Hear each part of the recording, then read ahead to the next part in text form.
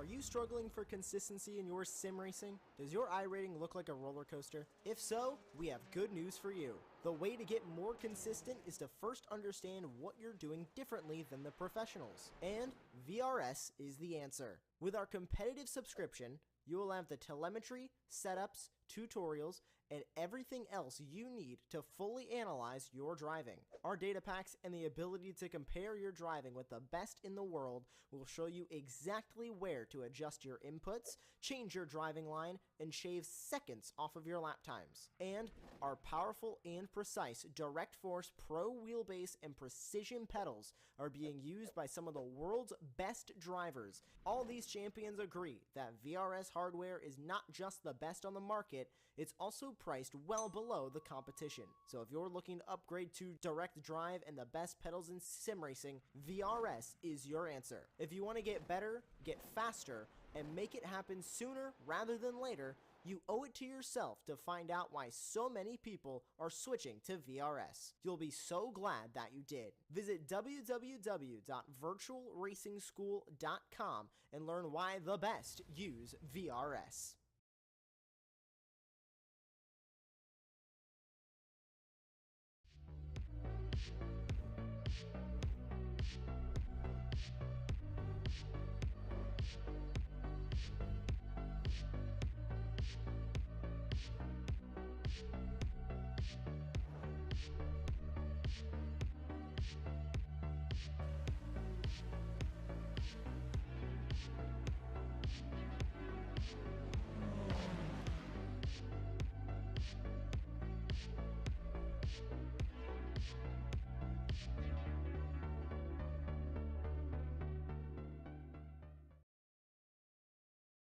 Ricmotech, high-performance sim racing equipment. There's only one place to go, Ricmotech.com.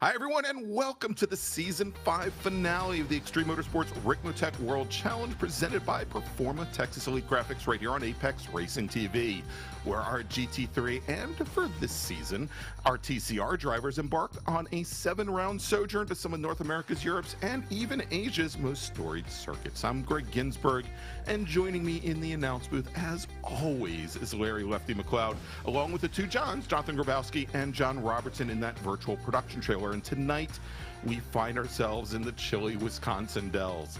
And it's a place where a World War I veteran who once served in the Army Air Corps of Engineers and then came to own the Elkhart Sand and Gravel Company sold not 1,700, but 1,750 shares of his company, pricing them at $100 a piece to finance what would become the National Park of Speed. Having driven many of Wisconsin's countryside roads to gather ideas, he walked his land in Plymouth and laid out the course in his mind: 520 acres of land and 4 miles of pavement, where drivers may take the iconic kink flat out, but they'll never feel confident or comfortable doing it. Hang on as we take you to the park that Cliff Tufte built, Road America. So good evening, Larry. And, you know, we've got two storylines tonight. First, we've got championships on the line. And after 6 rounds or 3 championships, they're still up in the air, believe it or not. And the other one affects our GT3 racers and how they're going to approach this 75-minute race with so much on the line.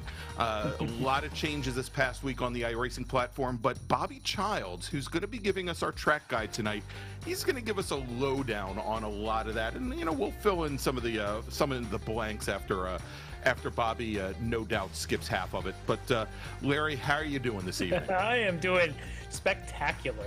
I love season finales, and I love me some Road America. This is one of my favorite places. I'm going to go up to turn 5, grab myself a good brat and a beer, and get ready for some pretty good action here tonight. Go over to Brother John. Is it Brother John's, Father John? I always forget. But it's good brats. That's all I know. It is good brats. Breakfast brats are to die for. Yeah, matter of fact, I'm still feeling the egger that I had this morning. So yes, but it's been a wonderful season, Larry. Of course, we were in Asia. We were at Suzuka just last week or 2 weeks ago, and we come back to a track that is so iconic and known for quick, fast cars. It really opens things up for these GT3 drivers in particular with the many long straights here. But let's do this. Why don't we turn things over to Bobby Childs? And for those of you that are watching at home on YouTube, go grab some popcorn. We're going to be here a while. Bobby Childs with tonight's track guide of Road America. Hi, this is Bobby Childs, driver of the number 88 America Ferrari GT3 in the AM class at the Ricmotech World Challenge for D2D racing. Tonight, I'm going to take you around a lap of Road America, but real quick, we've got to talk about the changes to the GT3s on iRacing. These cars are heavier, the brakes are different, and the tires are different, which means we've had to change the way we drive this track. It takes a couple laps now for the tires to really come in well, and they get better and better over a run if you take care of them as the fuel burns off. So tire strategy is going to be very interesting from here on out. I really love the changes. To compensate for that, I've actually done a couple laps to get these tires warmed up. And that's why we're parked here in Canada Corner. I also want to show you what it takes on that final corner exit. It's such a big part of your next lap. So we're starting back here. And with that said, let's get going. Heading through the famous Canada Corner. And once we're up to speed, we're really going to watch out for that right-hand curbing. It really upsets the cars now. On this new build, you also can't underfoot the throttle. You got to be really gentle getting back in the gas, even with the traction control. Now here we go. Let's brake deep. Let's get rotated. Just a moment into second, watching out for that curbing on the right because it'll spin the car out as well if you take too much of it. Now in the normal race, we'd be waving at Barney. Hi, Barney! While that goofy joker tries to throw his flag onto the track. Now we're going to be braking just before the second set of cones. Get the car turned in nicely. Braking just before the 2 marker here as well. Watch for be careful on the throttle here. That's one spot the car will spin out quick on you if you slam it back down. Now heading into turn 5 down here, we're also going to have to brake a little earlier than normal, right between the 3 and the 2 marker. Watch out for that curbing on the left. It's another spot that'll send the car crazy. And braking early for the Corvette bridge, not something we used to have to do. Use all that track out. A little bit of a safety lift for this corner. Use all the curb on the right and the left. And again, a little bit of earlier braking for this corner. We're going to keep the momentum up. And deep braking now just kills the tires in that corner. Heading through the famous carousel. A little bit of safety braking. Back down in the third to get the car to rotate on the exit here. We want to really be hauling the metal as we head for the king. If you're by yourself, you can pretty much take this flat out with a little bit of a safety lift. Doesn't feel like my life was in danger there. If you're following someone, you got to be really careful with the dirty air, though. And again, Canada Corner,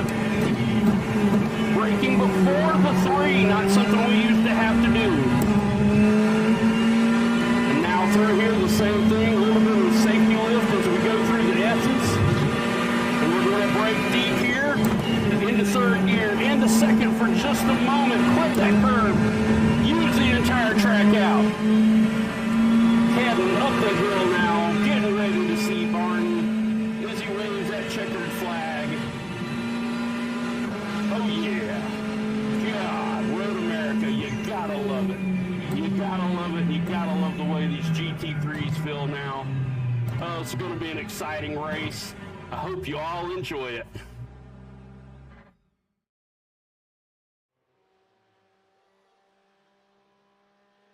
Cecil B. DeMille for tonight's track guide from Road America.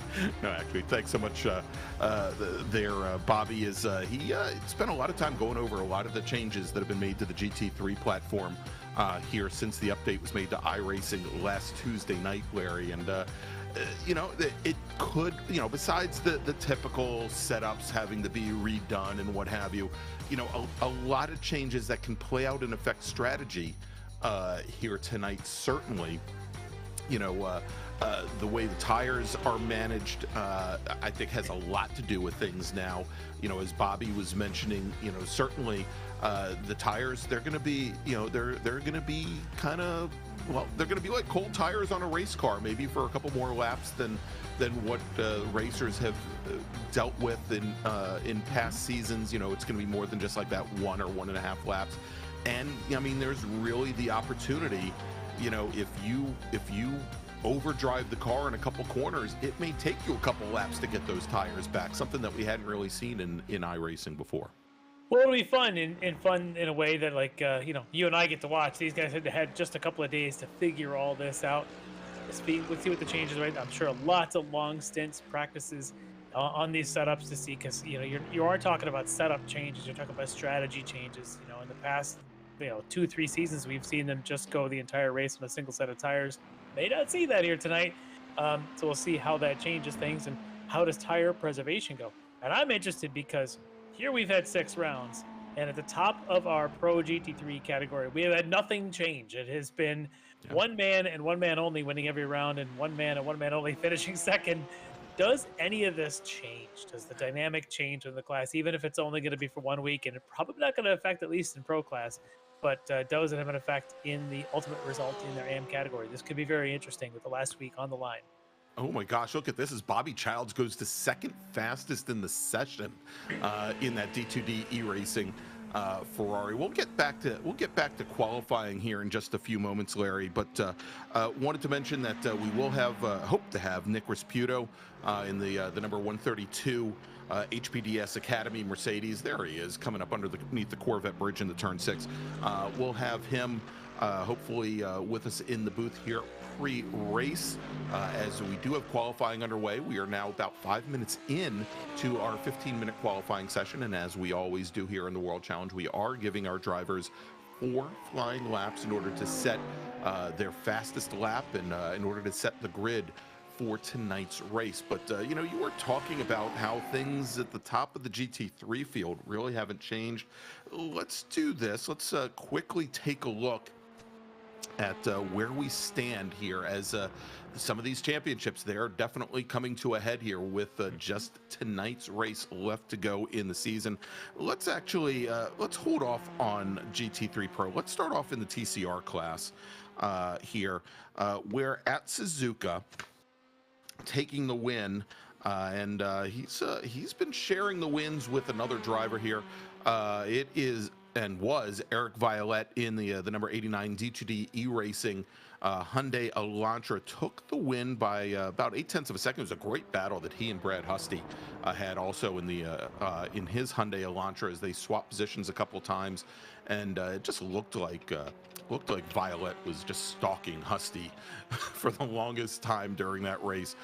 Managed to pull ahead on the pit rotation, and it got pretty interesting there with a couple laps to go, but Violet was able to hold on for the win. As we mentioned, Husty came in second. Tom Jenkins from TGT Racing finished in third, with Flying Squirrels Audi driven by Jeremy Goringer finishing fourth, and Scott Brooks in the Hyundai Elantra, the Brooks Racing Machine, finishing just off the podium. So if we take a look at the point standings in TCR as we come into our final round, Eric Violette is currently your points leader. He's got a 22-point advantage right now over Brad Husty, with Tom Jenkins currently sitting third in the championship, another 23 points back from there, and then Marlon Jones from Lead Paw Racing sitting another 20 back in fourth. So pretty big spread here until you get to Jones and Mike Polachek in TCR, and I'm looking to see if Polachek is in the field tonight, and he is not. Polachek, our only other race winner in TCR this season besides Eric Violette, but has only run, I believe it's 3 races, won all 3 of those races, but 3 to him, 3 to Violette. All right, so let's move on to GT3. And we'll take a look at GT3 AM, where Nathan Thomas, as we were told last round, he is not Nate Thomas, but Nathan Thomas, driving the Driftline Lamborghini, took the win over Alex Brown, the Canadian, in the primetime BMW. Dean Dibdahl, for the second round that we can remember, both at Suzuka and then a couple weeks earlier at Indianapolis, lots of tire degradation problems in his Porsche, ran the tires off, had to pit in for tires, Larry, with I think about 5 minutes remaining in the race, and somehow managed to hold on to third place after having led that round for so long, and then just dropped back. John Sterling from Team Collusion in his Porsche finished in fourth, and Jose Cabrera in the Racing for Mental Health Ferrari finished in fifth. And so if we take a look at the standings in GT3 AM coming into tonight's final race, little bit closer than we saw in TCR. Steve Daniel from SKKJ Racing, he is currently your points leader, and as you can see there, he's got a 13-point advantage over Alex Brown from Primetime Motorsports. Dean Dibdahl, who I believe is not here this evening, is sitting in third, only 2 points back from Brown. And then John Sterling, he's only 3 points back from there, 18 points out of the championship lead, with Nathan Thomas sitting in fifth. But you can see there, as you run from Nathan Thomas all the way down through the field, very close in the points. But I think it's still really anybody's game here, Larry. There is a Dibdahl logged into the session, but I don't see him actually on track doing any laps. So he may not be at his computer, but we'll keep our eye out for him. might be his father warming, just hoping, manning the tire warmers. He may have just joined, so we may be seeing him jumping in with 0 practice. We'll see how well that goes. Yeah, there's always a chance with 5 minutes remaining here in qualifying, and then let's quickly take a look at GT3 Pro, and then we'll talk about qualifying, and hopefully we'll have our interview guest Nick Resputo in with us. Evan Peichel from Alpine Stars Geodesic Racing. Well, he has run the table so far. He is 6 for 6 with a 40-second or 39-second actually margin back to Nick Resputo, who finished in second. Then we had Robert Hartley in the Ryan machine, came in third place, with BTL Motorsports' Jennifer McDonald and Travis Schwenke rounding out the top 5. And if we take a look at the point standings, we've got Evan Peichel, as you would imagine, having run the table, sitting at the top of the leaderboard. He's got a 21-point advantage right now over Mike Dam. It's another 19 back to Dam's Orion Racing teammate Travis Schwenke, with Nick Resputo and Jennifer McDonald currently tied for fourth. They are both 47 points out of the lead. Robert Hartley, also from Orion Racing, currently sitting fifth in the championship, and you can see that it is a pretty large jump to get back to David Payton, Chris Thorman, and the others in that field. All right, so quickly here, and we'll see if Nick Resputo can join us for a couple of minutes. Evan Peichel has put in 3 laps and has called it a session. He is our only driver currently down in the 202s. He's your provisional pole sitter at the moment with a fast time of 202.64. Mike Dam is your second fastest driver on track with a time of 203.26. And then Bobby Childs, currently your third fastest driver on track, your fastest of the AM drivers, and we've got 2 very fast AM drivers right here. I was joking about Bobby's track guide, but apparently he knows what the heck he's talking about. As Bobby Childs puts in a 203.27, and that is currently about 3/10, just a bit shy of 3/10 clear of Nathan Thomas. Travis Schwenke, currently our 5th fastest driver, 3rd in pro. And the way you tell these drivers apart, of course, the TCR car is pretty easy to tell. They're all the front-wheel drive machines, like Eric Violet right there. He's got the blue mirrors, blue end plates, blue number boards, you name it, it's blue. And those are our TCR cars. But in GT3, our GT3 Pro drivers, actually we'll start with GT3 AM as we look at Alex Brown's BMW M4. They have the green mirrors, green windshield banner, green end plates, green number boards, you name it, it's green, it's AM. And then our GT3 Pro drivers, we're going to jump over to one of our few Pro drivers still on track, and that is Mike Dam trying to eke out a pole from Evan Peichel here. Our Pro drivers, red mirrors, red end plates, red number boards, and big red slides. They're going through Bill Mitchell with Mike Dam there. But our Pro drivers, they'll have all the accoutrement in red as he's taken to the pit lane here on his last final lap. So let's do this. We've got Nick Rasputo from HPDS Academy. He's sitting in the waiting room for us, Larry. Let's talk to him, get his thoughts on tonight's race. Absolutely. So we've got Nick Rasputo here with us. Nick, first question is, how did qualifying go for you? If you can hear us. Is he there? Nick, can you hear us? You guys hear me? Can you Hey, guys- now we can. there There he you is. are. Sorry about that. No worries. So how'd your qualifying go? You satisfied with that? Not really. I was running 202.2s with the old model, and I didn't get to practice too much with the new one, and my VRS setups that I used before do not work, so I am struggling. But I'll figure it out. So it's going to be an hour and 15 minutes of getting to grips with the new grip, as they say. But this is the finale, and you're kind of in the middle of a fight here in this pack. What do you? I guess the strategy sounds like it might be to learn the car, but what else do you have in mind for tonight's plan? We shall see what Jennifer does. If she is too far ahead of me, I might not take tires and try to defend for my life. We'll see what happens. Well, that would be interesting.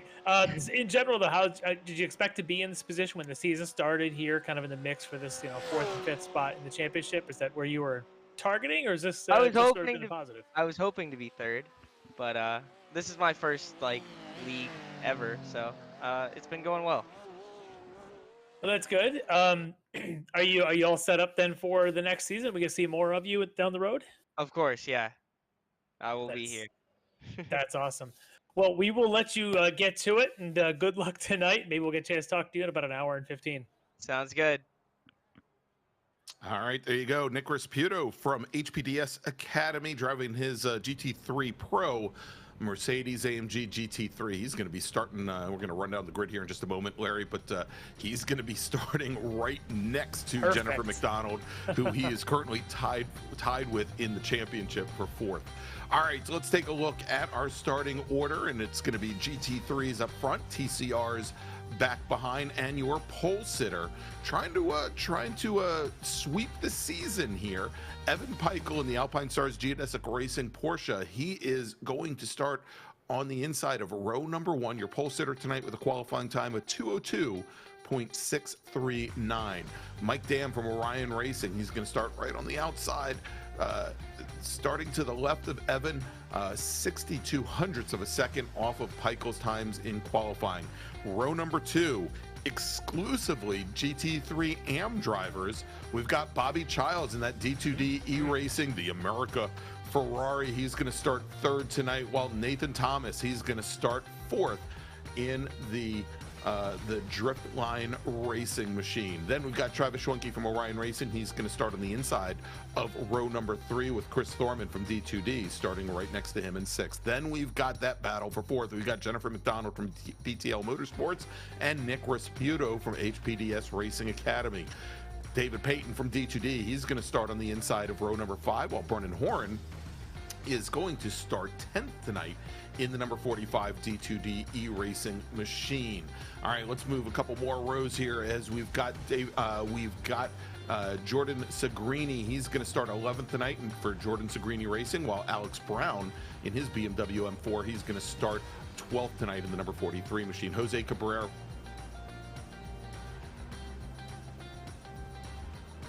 side of row number 7, while Andrew Packer is going to start right next to him in 14th. Then we've got Russ Ruddick and John Sterling starting 15th and 16th.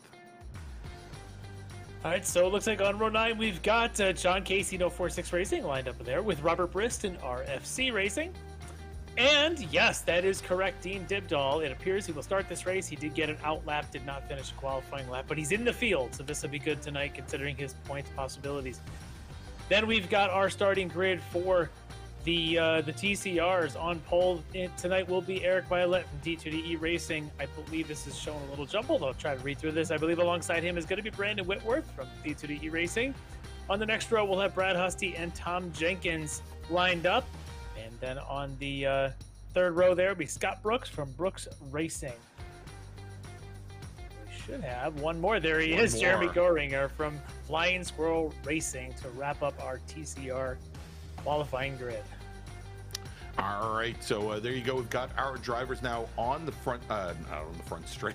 They are coming through turn number 7 and making their way down the hurry downs.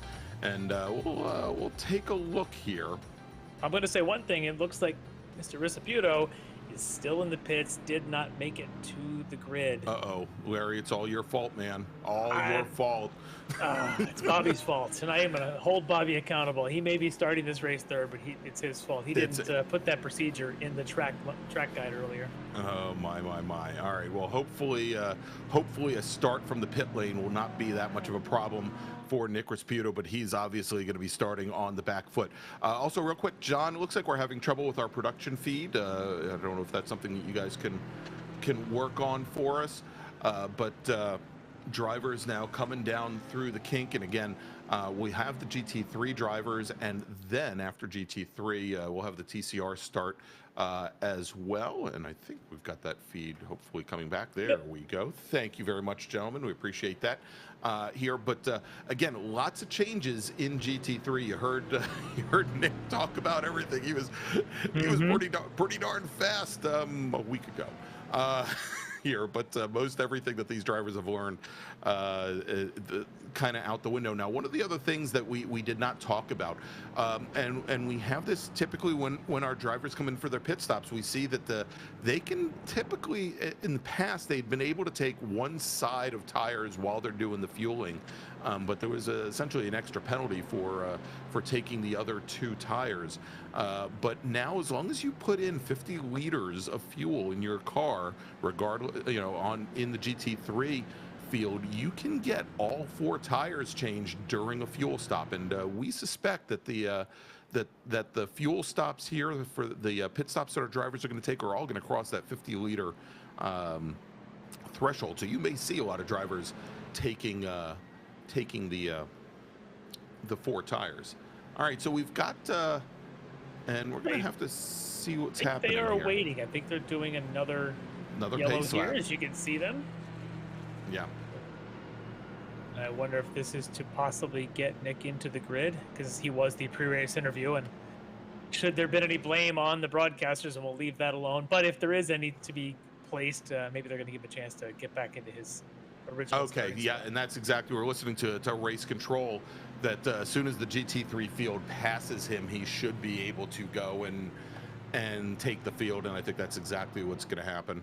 So the race just got 1 lap, or probably about 3.5 minutes shorter, as the time clock has already started. It'll still end at the 75-minute, but there he is. He'll make his way past the TCRs and back up to his original grid spot. And actually, he doesn't have to go past the TCRs, because as soon as the GT3s went by, he was able to get released. But you can see there is Nick now having to feel out those cold tires. As the race has technically gotten underway here, as he should be getting up, and he'll take his grid spot there along with Jennifer McDonald, starting with 7th and 8th, or 6th and 7th, I believe. Or let's try that again, 7th and 8th There we go. All right, as Evan Peichels leading the field down, effectively your pace car, but 2 long pace laps here. And, you know, Larry, a couple things coming up, and we might as well talk about them now, since we've got a little bit of extra time and no need to wait till the end of the season. But some other major changes that we have in the different Ricmotech series coming up. The Ricmotech Sports Car Series is going to return January 9th. As we've talked about a couple of weeks already. It's going to be at Road Atlanta, and we're going to have the GT4 cars as always, and our TCR cars as well. And this season in World Challenge is pretty much going to be the only season where the TCR cars run with them, because World Challenge next season, when it returns January 15th, is going to be our GT3 cars, as well as the brand new LMDH BMW M8. So that will make up the World Challenge, and the TCRs will head over to the Sports Car Series. And in May, the Classic Sprint Series, what was known as the Classic Sprint Series, or the CSS, well, it's still going to be known as the CSS, but a slight name change. It's going to be the Club Sport Series. And for those of you that have been around for many years, you know that the CSS for years was the Mazda MX-5s along with the Mustang FR500s. Well, we're going back to multi-class racing, and joining the MX-5s for our next season is going to be the Toyota GR86, which a lot of people have had a chance to try out on the platform, or as I like to call it, the second coming of the TDI Cup. Cars might be a little bit underdamped for the tires they're running, just saying. But it's a nice two-wheel drive car, and very often you'll at least have 2 on the ground. Yes, and when we say two-wheel drive, well, it's actually one-wheel drive, because it's typically on either just the left tires or just the right tires. I didn't say which 2 would be on the ground. Yeah, exactly. All right, but it will be cool having the Classic Sprint Series, or that level of series, having multi-class again. That was a lot of fun back in the days of the Mustangs. I think GR86 will be a lot of fun to see those side-by-sides with the MX-5s. But we got a race to call. It's about to finally start. We do. Evan Peichel brings the field through turn 14 and up the Road America straight. It's both he and Mike Dam on the front row, and it looks like Bobby Childs having some internet connectivity issues there. Well, and green flag is in the air, and we are underway here at the National Park Speed at Road America, and getting a brief jump is Mike Dam from the outside. But as they come down that Road America straight, heading down into turn number 1, Mike Dam a nose up, but Peichel's got position as he comes through turn 1. Bobby Childs having some internet connectivity issues. It looks like he's blinking in and out. That's going to make things really difficult for Nathan Thomas in that number 10 Lamborghini. Bobby Childs falls back behind just ahead of Travis Schwenke. And now our TCR machines, they get the green flag as well. It's the 2 D2D E-Racers on the front row. It's Eric Violet in the purple and black number 89. It's Brandon Whitworth in that green and black number 42 as they are jockeying for position as they head down into turn 1 for the very first time. And Violet, currently leading the championship, takes the early lead over his teammate, with our third place runner being Tom Jenkins, who gets around Brad Husty, with Scott Brooks and Jeremy Goringer making up the field there as they all get in line coming out of turn 3 and starting to head down the Marine Sweep. But let's jump back over to our GT3 machines, where already we've got Mike Dam and Evan Peichel opening up the tiniest of advantages over Nathan Thomas. But perhaps, Larry, the biggest surprise here is that we don't see Evan Peichel in the early lead. Yeah, Mike Dam, very aggressive, got a great jump at the flagger stand. They went side by side, big slide there for Peichel, and that's the 45 of Brennan Horn. Now looks like coming out of carousel went a little bit wide. We also had Jordan Segrini go wide earlier, and that is the 10. That is Jordan. That's Nathan Thomas, who was running up in third a moment ago. So all of a sudden, everybody's thinking, "Oh, I got all sorts of confidence." That confidence disappearing quickly, as our points leader now has also dropped back. Yeah, Evan Peichel now falls back in the 6th position. As we talked about this briefly, and Bobby Childs talked about it as well. Early on in this race, these tires are going to be like ice, kind of like driving a Season 4 MX-5 Cup car, I guess. But it's going to take some time to get the heat in the tires, and Dam had some issues with the rear end stepping out. Peichel, lots of issues. Well, let's take a look at Peichel. Yeah. Looks like we've got replay queued up of where Peichel went off and managed to come back on. Here he is, heading down to the Classic Kink. He's in the second car there in the GSS, and you can see him right there. Slide, slide, slide. Nice recovery contact, though. Well, now we know what happened with Nathan Thomas. Yeah. As Peichel got into the nose of Nathan Thomas, the rear end of that Lamborghini going around.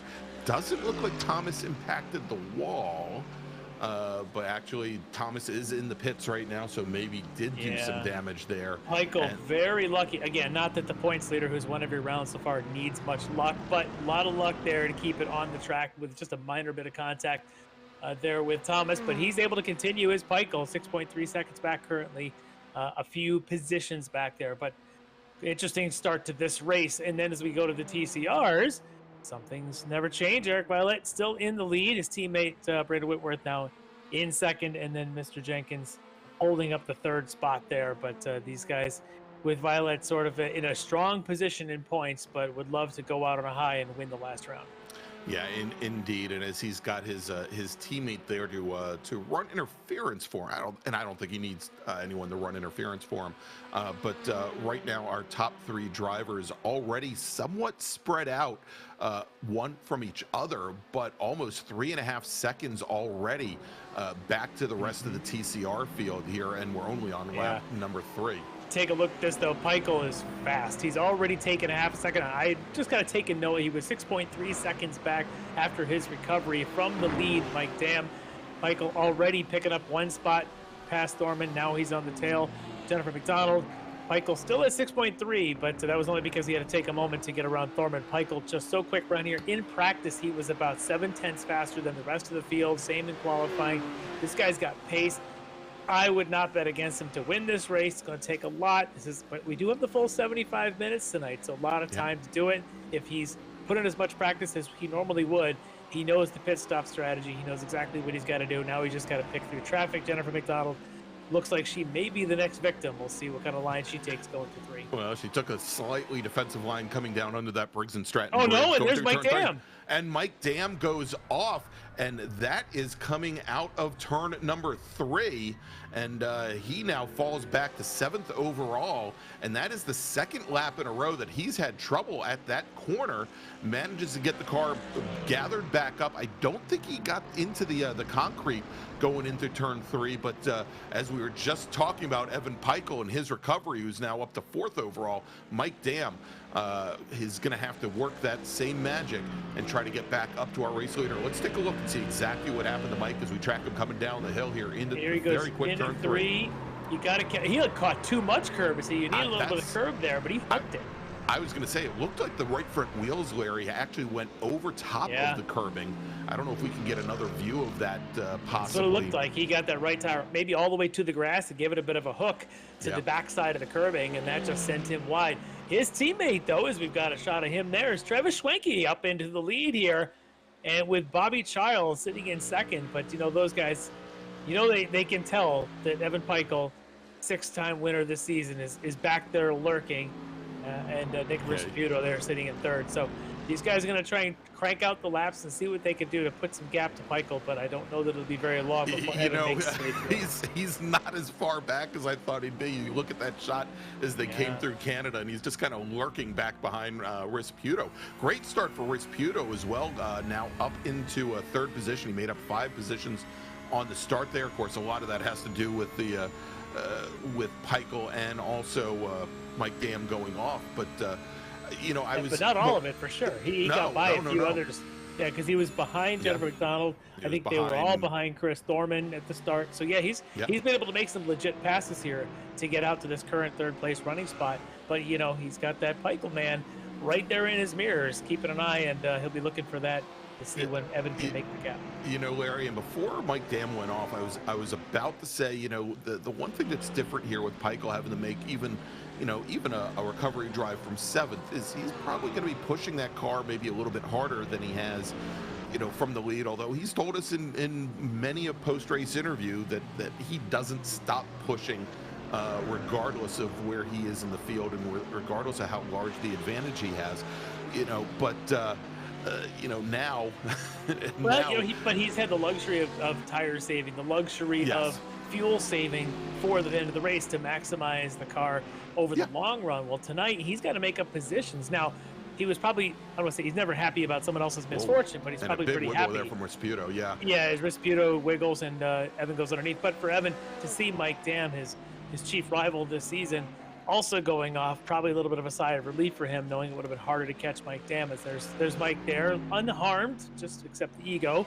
He's 10 seconds back, which means he's fading a little bit. He's lost about a second, so maybe he's struggling so far early in this race with this car as well. We'll see what kind of line he takes through the kink. That's wide. Yeah, runs a little bit wide there, and I think as he's pushing and pressing that car, perhaps a sign or a show that we haven't seen from Mike Dam over the course of this season, where he is driving maybe a little bit angry here, and the thing is, Larry, we also, and you had mentioned it again also just before Dam had gone off, that Peichel was our only driver that made it down into the 202s, and he was down, I think, as low as a 202.3. In practice, Mike Dam was able to manage a 202.999, and he was our only other driver to even eke into the 202s. Yeah. So, huge difference in pace there as we jump back over to our TCR battle here, and it's turning into a D2D battle as we have a new leader, Brandon Whitworth, driver of the number 42 machine. He gets around Eric Violet for the moment, and as we watch them coming underneath the Speedville Bridge and going into the carousel area, the one thing I did not see coming through turn number 8 was our formerly third place driver, Tom Jenkins. Yeah, he's faded back a little bit. I suspect a bit of an off for spin. He's lost about 10 seconds. Yeah. That seems to be the going rate for a spin out here. That's about the number that both Peichel and Dam had suffered at their respective offs. And that's what happens when you have a very high speed track, and suddenly you're not going at a very high speed. I think we've got replay queued up, and we'll see exactly what happened to Tom, who's now sitting back in 6th. It's just Canada catches a victim, just a tail slide, just unable to pull out of it. Yep. No contacts, but a lot of time lost, a little bit of a dent in the ego again, as a few drivers are coming to grips with the lack of grip tonight. That's right. So that's going to move Brad Husty now in the Husty Racing Hyundai Elantra up into 3rd position, with Scott Brooks sitting back in 4th, but a huge gap, about I think we're running about 7.5 seconds or so back, and there is Brad Husty just coming underneath the start-finish bridge there on the front straight. In fact, the rest of the TCR pack all sort of somewhat grouped together there, with led by Husty, Brooks, Geringer, and then Jenkins just there at the back of them on his potential recovery drive. So we may be seeing some one-on-one battles as things go. And there's a good look at Husty to move on back to the GT3s. Hey, speaking of, let's take a look here. As we're actually watching Alex Brown coming through turn 14. He's got John Sterling in the 87 machine just ahead. And back that 3rd car in line, that's the number 19 of Dibdall, who started off in 19th position overall. He started tailing Charlie on the GT3 field. He has now made up 6 positions, runs 13th overall, 6th in AM. And, again, I think this is going to be the one driver that we're going to have to take a keen eye to how he does with the tires here this evening. It will be interesting is because Dibdall, as we mentioned, started last in the field of the GT3s and is now 1 spot behind Alex Brown. Well, Alex and Dean are 2nd and 3rd in the points championship coming into tonight. So just 2 points separating them. This could be very interesting to watch these two in particular to see how this battle goes along, because the points leader is Steve Daniel. And as I look at the sheet tonight, I don't see a Steve Daniel on tonight. So that means Steve's probably not going to improve on his 123 points total. Highly unlikely. Opportunities for one of these two, Alex Brown and Dean Dibdall, to possibly win a championship here in GT3 AM as we head back to the GT3 Pro lead group as they start to make their way through the TCRs. There is Schwenke just behind the 17 of Geringer going through Canada. And Bobby Childs putting up a pretty good fight here, managing to hold off Evan Peichel for the moment. But let's take a look. I think we had Segrini with an issue here, and this is, you can see they're coming through turn 7, going through the hurry downs. A violent one. Oh yeah, and he hurried right into the concrete wall. Now, it's not his first off, because he had an off, I believe, was in that same area on lap 1, but managed to get by without much damage. There's definitely damage for Segrini on that one. Yeah, and that, that turn there, turn 7, very high speed corner. Maybe a tiny little bit of a lift there in those cars, and unfortunately, there just isn't a lot of runoff room there at all on the way out that concrete wall. Pretty darn close. Here we flash back to T3, and that side-by-side there, I think that might have been Husty and Bobby, has left Bobby with very little exit speed, and an Evan Peichel with a pretty good run. Should be making the pass. They come up to turn 5 now. Peichel now up to 2nd spot already after dropping as low as 6th on his opening lap. Been in the kink. Now he's got just one more. It's not the Orion driver he figured to be there when he got there, but this is Schwenke, who's currently, I believe, 3rd in the championship, leading this race, but for how long? And just watching as Evan Peichel, came down into turn 5 there, Larry, using, we can say uses every bit of the road, but had almost all 4 wheels to drivers right on the entrance curbing there to turn 5 to just open up that corner, and it looked so smooth on exit, and he got such a better run up the hill towards turn 6, so much better than Schwenke did. As you watch and just try to break down what some of these drivers do corner by corner, it's amazing to watch what Peichel can do behind the wheel. Yeah, just gaining that extra car width, as you talked about the entry to 5, that extra car width on the braking that you can do in your, and I think it was about a season or 2 ago, Road America and the off-track limits wouldn't allow you to do that without picking up an off-track, but now they've given a little bit of freedom there to get that little extra run that is the tightest corner on this track. So very important to get a nice wide entry and then get a run up that hill. You can see how well that worked for Evan on that move. But here he is now on the Road America straight. Can he get the draft and get the lead before they hit turn 1? He just might. He's got to run. Yeah, I mean, it's not like Spec Racer Fords are coming up that hill. There is still a draft here. We'll see if he pokes to the inside, coming down in the 1. No, he doesn't. And Larry, he's got time. Yeah, I mean, he's got. He's got 65. Yeah, he's got a little bit over an hour to work on it. But it looked as though he just did not make up any ground there on the. That Mercedes got a pretty strong power plant, so it's tough to beat that thing in a straight line. And then you can figure, well, whatever setup that they're running, there may be more wing on the Porsche than on the Mercedes tonight. But for Evan, he's got places he could take at his advantage. Maybe this is one of them. Look at this. Watch the braking point. It's like an extra half a car width wide for Evan. Is this enough to get up? Probably not this lap. No, and a matter of fact, that time, until they got under braking, it looked like the Mercedes was able to step away, a couple feet or so. Now, as we watch these drivers come through here as well, and I just completely lost my train of thought. So I'll get back. Oh yeah, I was going to say, as we were talking about setup differences. Now, towards the end of the last iRacing season 4 of 2022, there were some balance of performance adjustments that were instituted here in the World Challenge to tighten up the field a little bit. There was a lot of weight that was added to the Porsche. There was some reduction in the horsepower for the Porsche. And I believe the Mercedes had a little bit of weight thrown at it as well.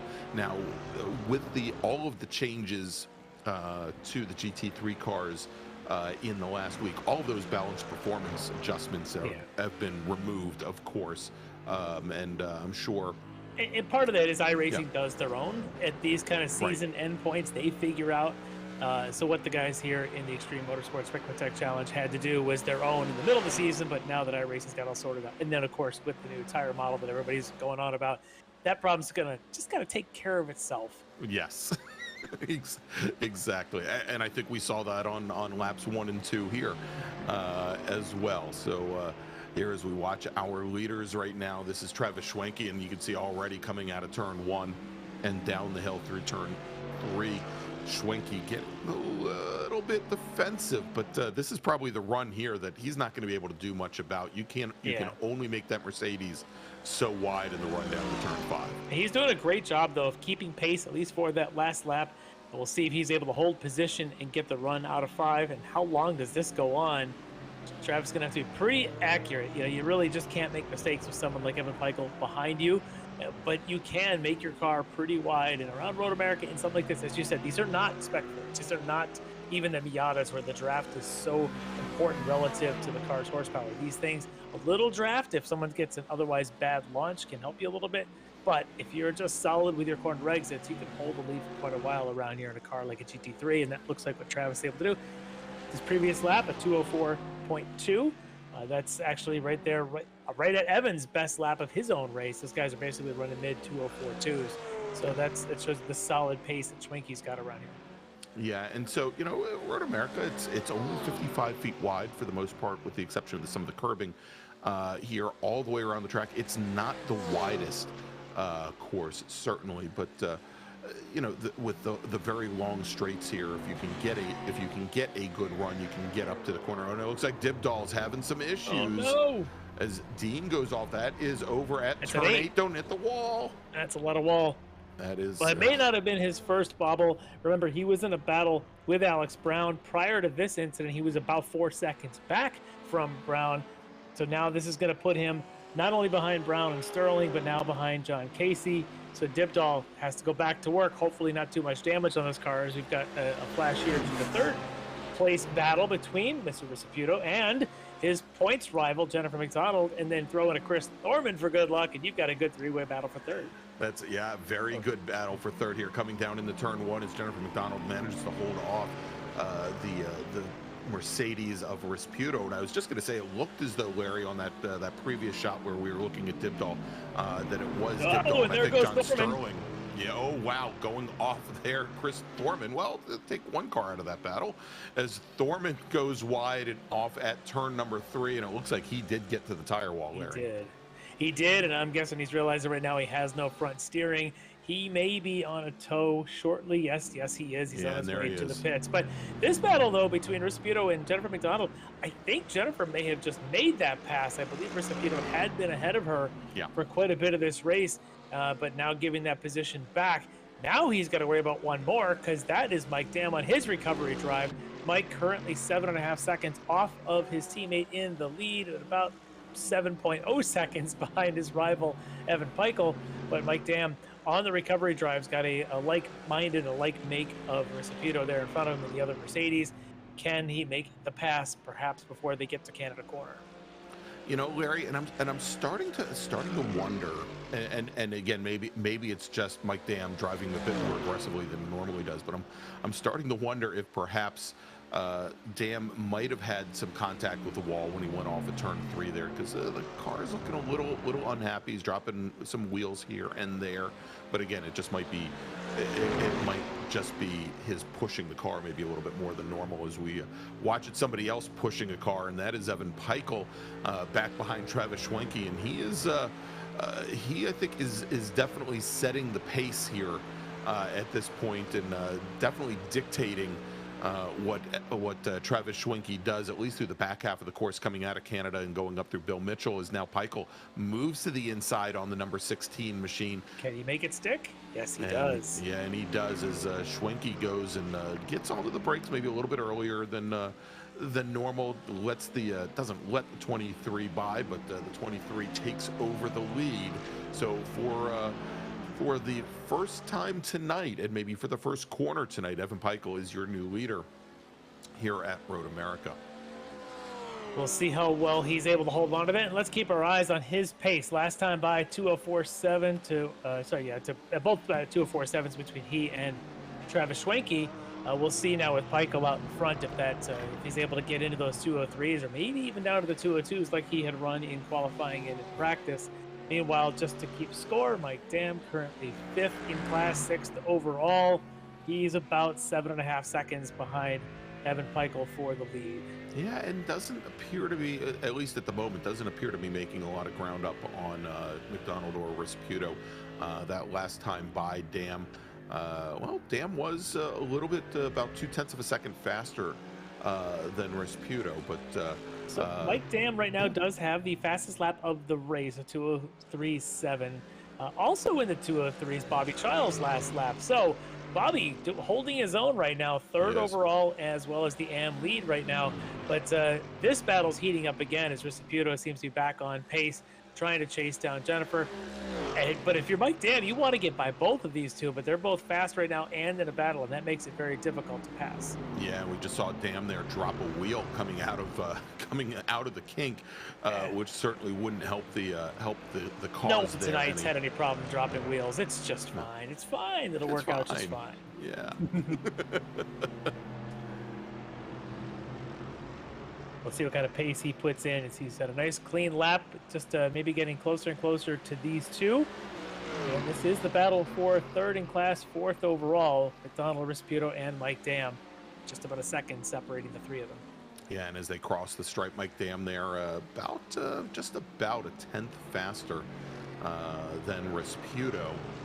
And oddly enough, in case we were wondering, Evan Peichel, what kind of pace would he have by himself in the lead? How about a 2:03.2 fastest lap of the race? And there you go, and that pretty much matches his fastest qualifying time. As that time by was 1.7 seconds faster than Travis Schwenke in the number 16 machine.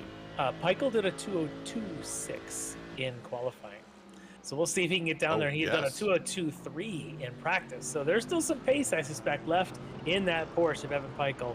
But then again, everyone else, there was a lot of 2:03s. Bobby Childs did a 2:03.2. We saw him do that in qualifying. And Mike Dam had done that 2:02.9 in practice. So there is some potential pace still left. The question becomes, how much is that affected by the fuel load as well as tire wear for these drivers here at this stage of this race? Still just 25 minutes or so in. All right, we see here that Nick Resputo gets back around Jennifer McDonald to move him back to third in pro, fourth overall.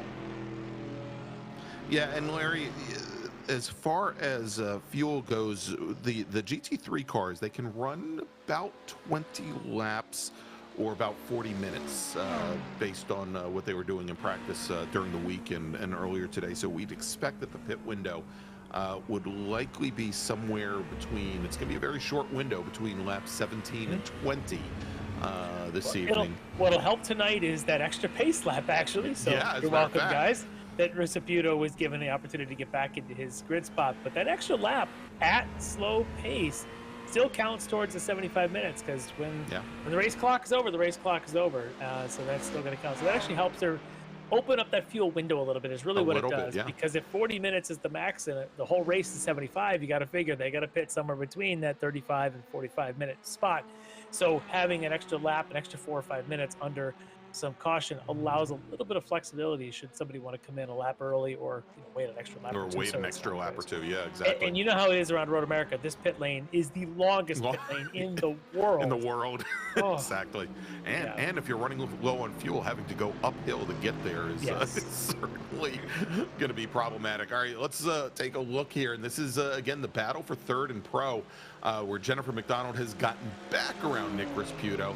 And we see here with that continuing battle, Mike Dam now, who has run a faster pace than the two drivers ahead. He now pulls right up to the back of the 132 Mercedes. And we saw Resputo get a little defensive coming in the 5, and it was enough to hold Dam off at least momentarily.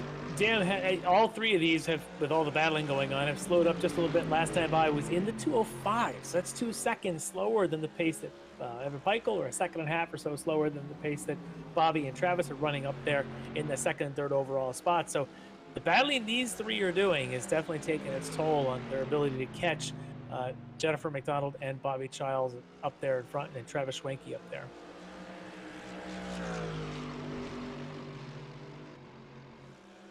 And the only thing that sounds better, Larry, than one Mercedes coming out of the carousel might be two Mercedes. And a BMW, just in case. Yes. They don't sound terrible. None of these GT3s have a bad sound, but that Mercedes is just spectacular. One of my favorites, for sure. All right, as we are working lap number 14 and actually is our leader crosses the start-finish line, and he's working lap 15 now as he just crosses the stripe. Evan Peichel is your leader. Travis Schwenke now almost 2.5 seconds behind. He is running in second with Bobby Childs, who's your AM category leader, starting to put the pressure on Mr. Schwenke there as they come down towards turn 3. And then we've been watching that battle for 4th place overall with Jennifer McDonald, Nick Rasputo, Mike Dam. Great to see the D2D, you know, the American flag clad Ferrari putting a little bit of pressure on the Orion boys. And we don't often see this. It's great to see a little bit of balance here as Bobby looks like he's gotten to grips pretty quickly with this new GT3 model in that Ferrari. Maybe it took him a few tries to get the lap guide together for us, but it's showing that he did put in the practice this week, and he came with a pretty good pace here. Because you look at his next closest rival in AM category, Jose Cabrera, all the way down at 8th overall, and he's about 22 seconds or so back from Bobby right now. So Bobby doing a great job. I don't want to talk about it too long because if he goes off, he'll blame me. No. But Bobby looking okay right now. We're gonna flash to a different battle so I can stop talking about Bobby. That's we want to do that, or somebody might be airing their grievances as this race stretches on. All right, let's jump back to that battle right now for 4th overall. 3rd in pro, Jennifer McDonald, Nick Rasputo, Mike Dam, and Dam's fallen off just a tiny little bit here. Might be doing some fuel savings here, and a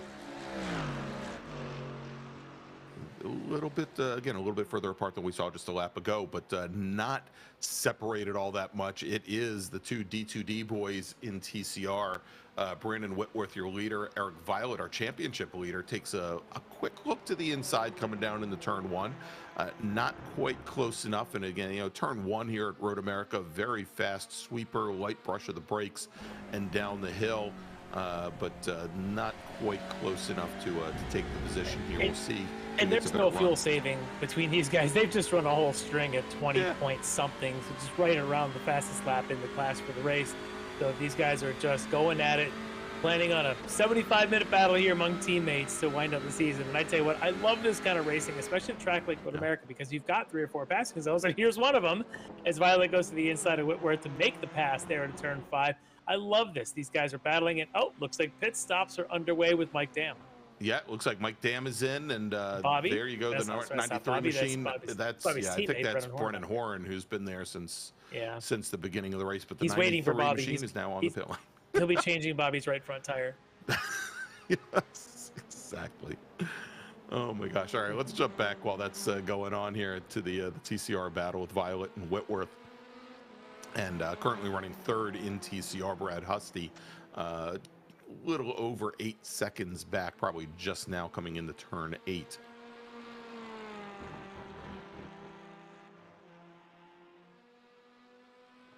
But as they've done from the very pretty much from the drop of the green flag, these two drivers have really started to move away from the rest of the TCR field. And Tom Jenkins, who had been hanging pretty tightly with the two D2D E-racers early on, he had that off that dropped him back to the tail end of the field. He's now worked his way back up into 4th position, but he is, I believe, if we take a look, I think somewhere around 12 seconds back from Husty currently. So still pretty stretched out here is the TCR field. Just a little bit. There is Mr. Jenkins in his Hyundai.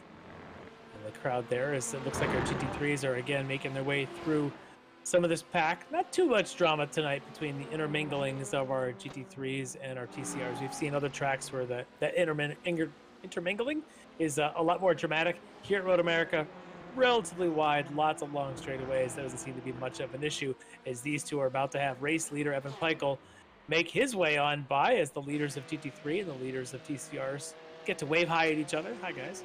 Hi, guys. And off and away goes Evan Peichel. Peichel now has put a little bit of a gap to his former leader Travis Schwenke and Bobby Childs trailing behind Travis. So Peichel really showing his true pace out here. But look at that wide entry. You just don't see anybody going. Nobody else is doing it. Nope. And you can see even there, just a little whiff of dirt on the outside curbing. Yeah, he opens these corners up so much more than most of our other drivers. And somebody who didn't have the opportunity to do it was Travis Schwenke, who came up on the two TCR cars just on the exit of turn number 6 underneath that Corvette bridge, and had to just crank in the steering to come underneath both of them. And Bobby didn't make it by either one of them yet. So he's going to try and use the carousel and the extra wide racing slicks on the GT3 car to get around DCRs in the carousel. He's able to do that and now set his sights again on Travis Schwenke, now a couple of seconds in front of him after working their way through traffic.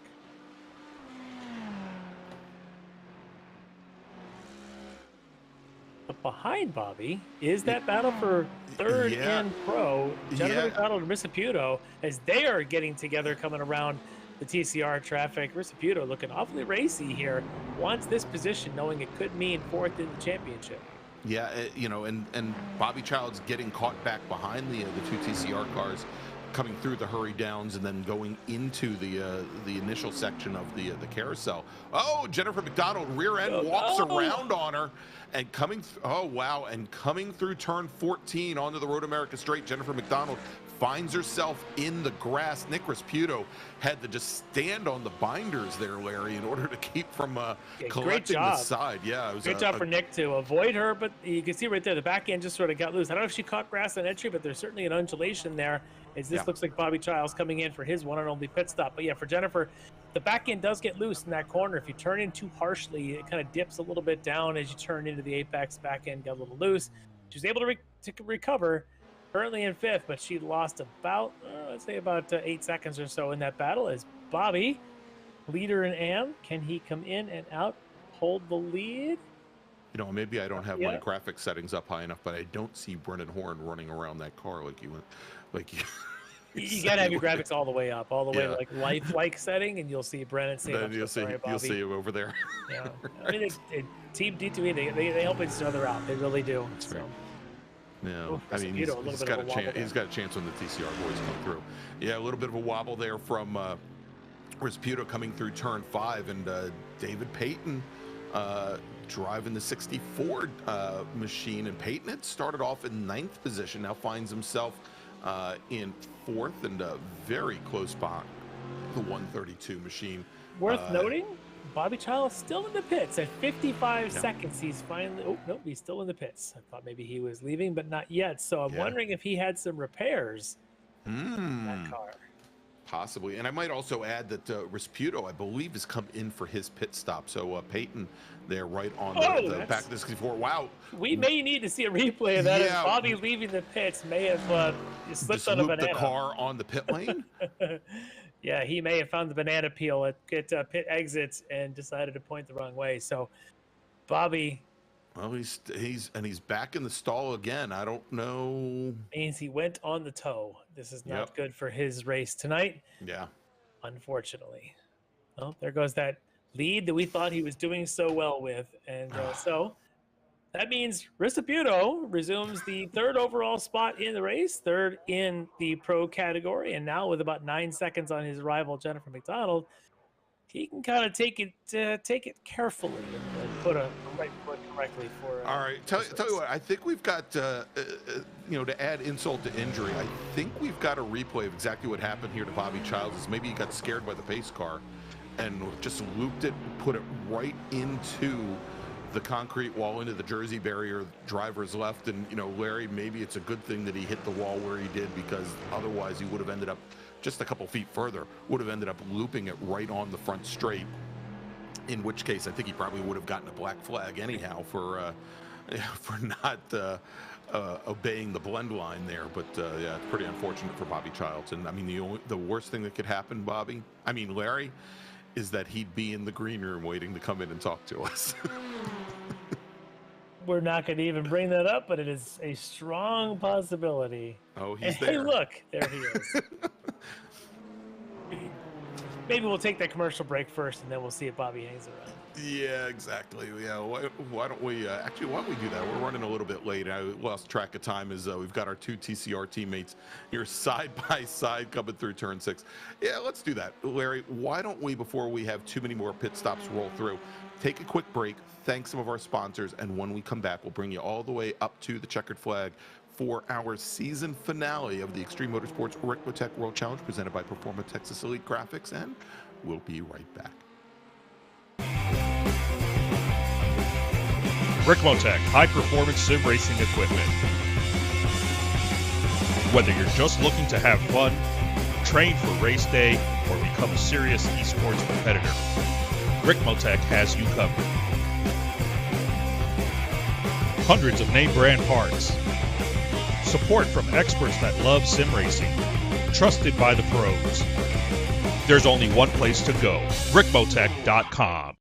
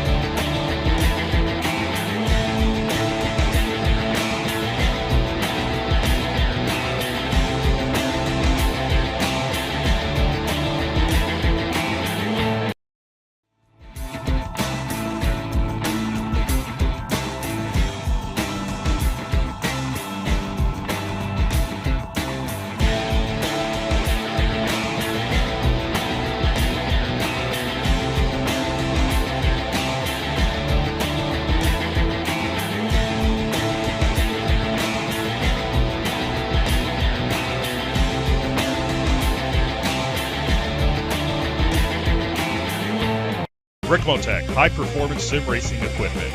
There's only one place to go, Ricmotech.com.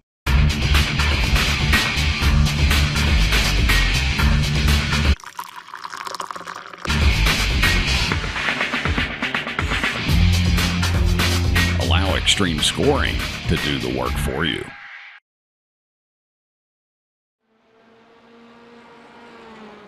And we're back here at the National Park of Speed Road America for the season finale of the Extreme Motorsports Ricmotech World Challenge presented by Performa Texas Elite Graphics. I'm Greg Ginsburg along with Larry Lefty McLeod.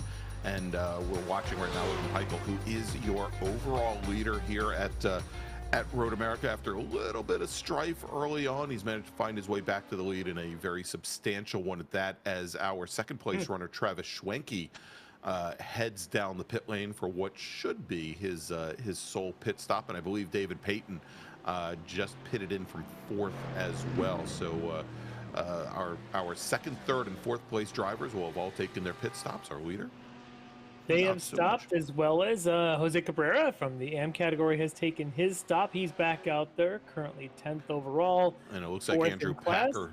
Yeah, it looks like Andrew Packer now pitting in from the lead. So let's keep an eye on where Packer comes out relative to Cabrera. Now with Bobby out of this thing, we may have a good battle on our hands between Packer, Brown, and Cabrera for the lead in the AM category. And Brown now on the pit lane as well. So the two Canadians coming down the pit lane. And I was going to ask Bobby, you know, with having the red, white, and blue, having the stars and stripes on the side of his car, what it felt like giving up the lead to two Canadians. But you know, I'm sure we'll have some time to talk to him about that. But see if he loses a bet, if he's got to have a Maple Leaf flag on his car the next time we race. Yeah, exactly. No, this will be a good race to watch. There you can see Dibdall and Mike Dam. Obviously, separate classes there. Dam running in the Pro, Dibdall running in the AM. Assumes the lead in AM for young Dibdall, but he will need to make his stop because right behind him is. You've got the pitting Brown and Packer and Cabrera. Now, yeah, Packer on his way out, and we should also add, Larry, that we've got our two TCR leaders, Whitworth and Violet from D2D Racing, on the pit lane as well.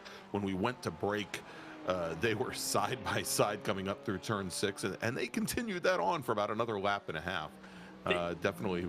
And it's going to continue coming out of the pits, Yep. It looks like, as well. This may be the best battle of the whole night, as these two teammates coming out there right in front of John Sterling. Sterling in the black Porsche there in the background coming down the straight.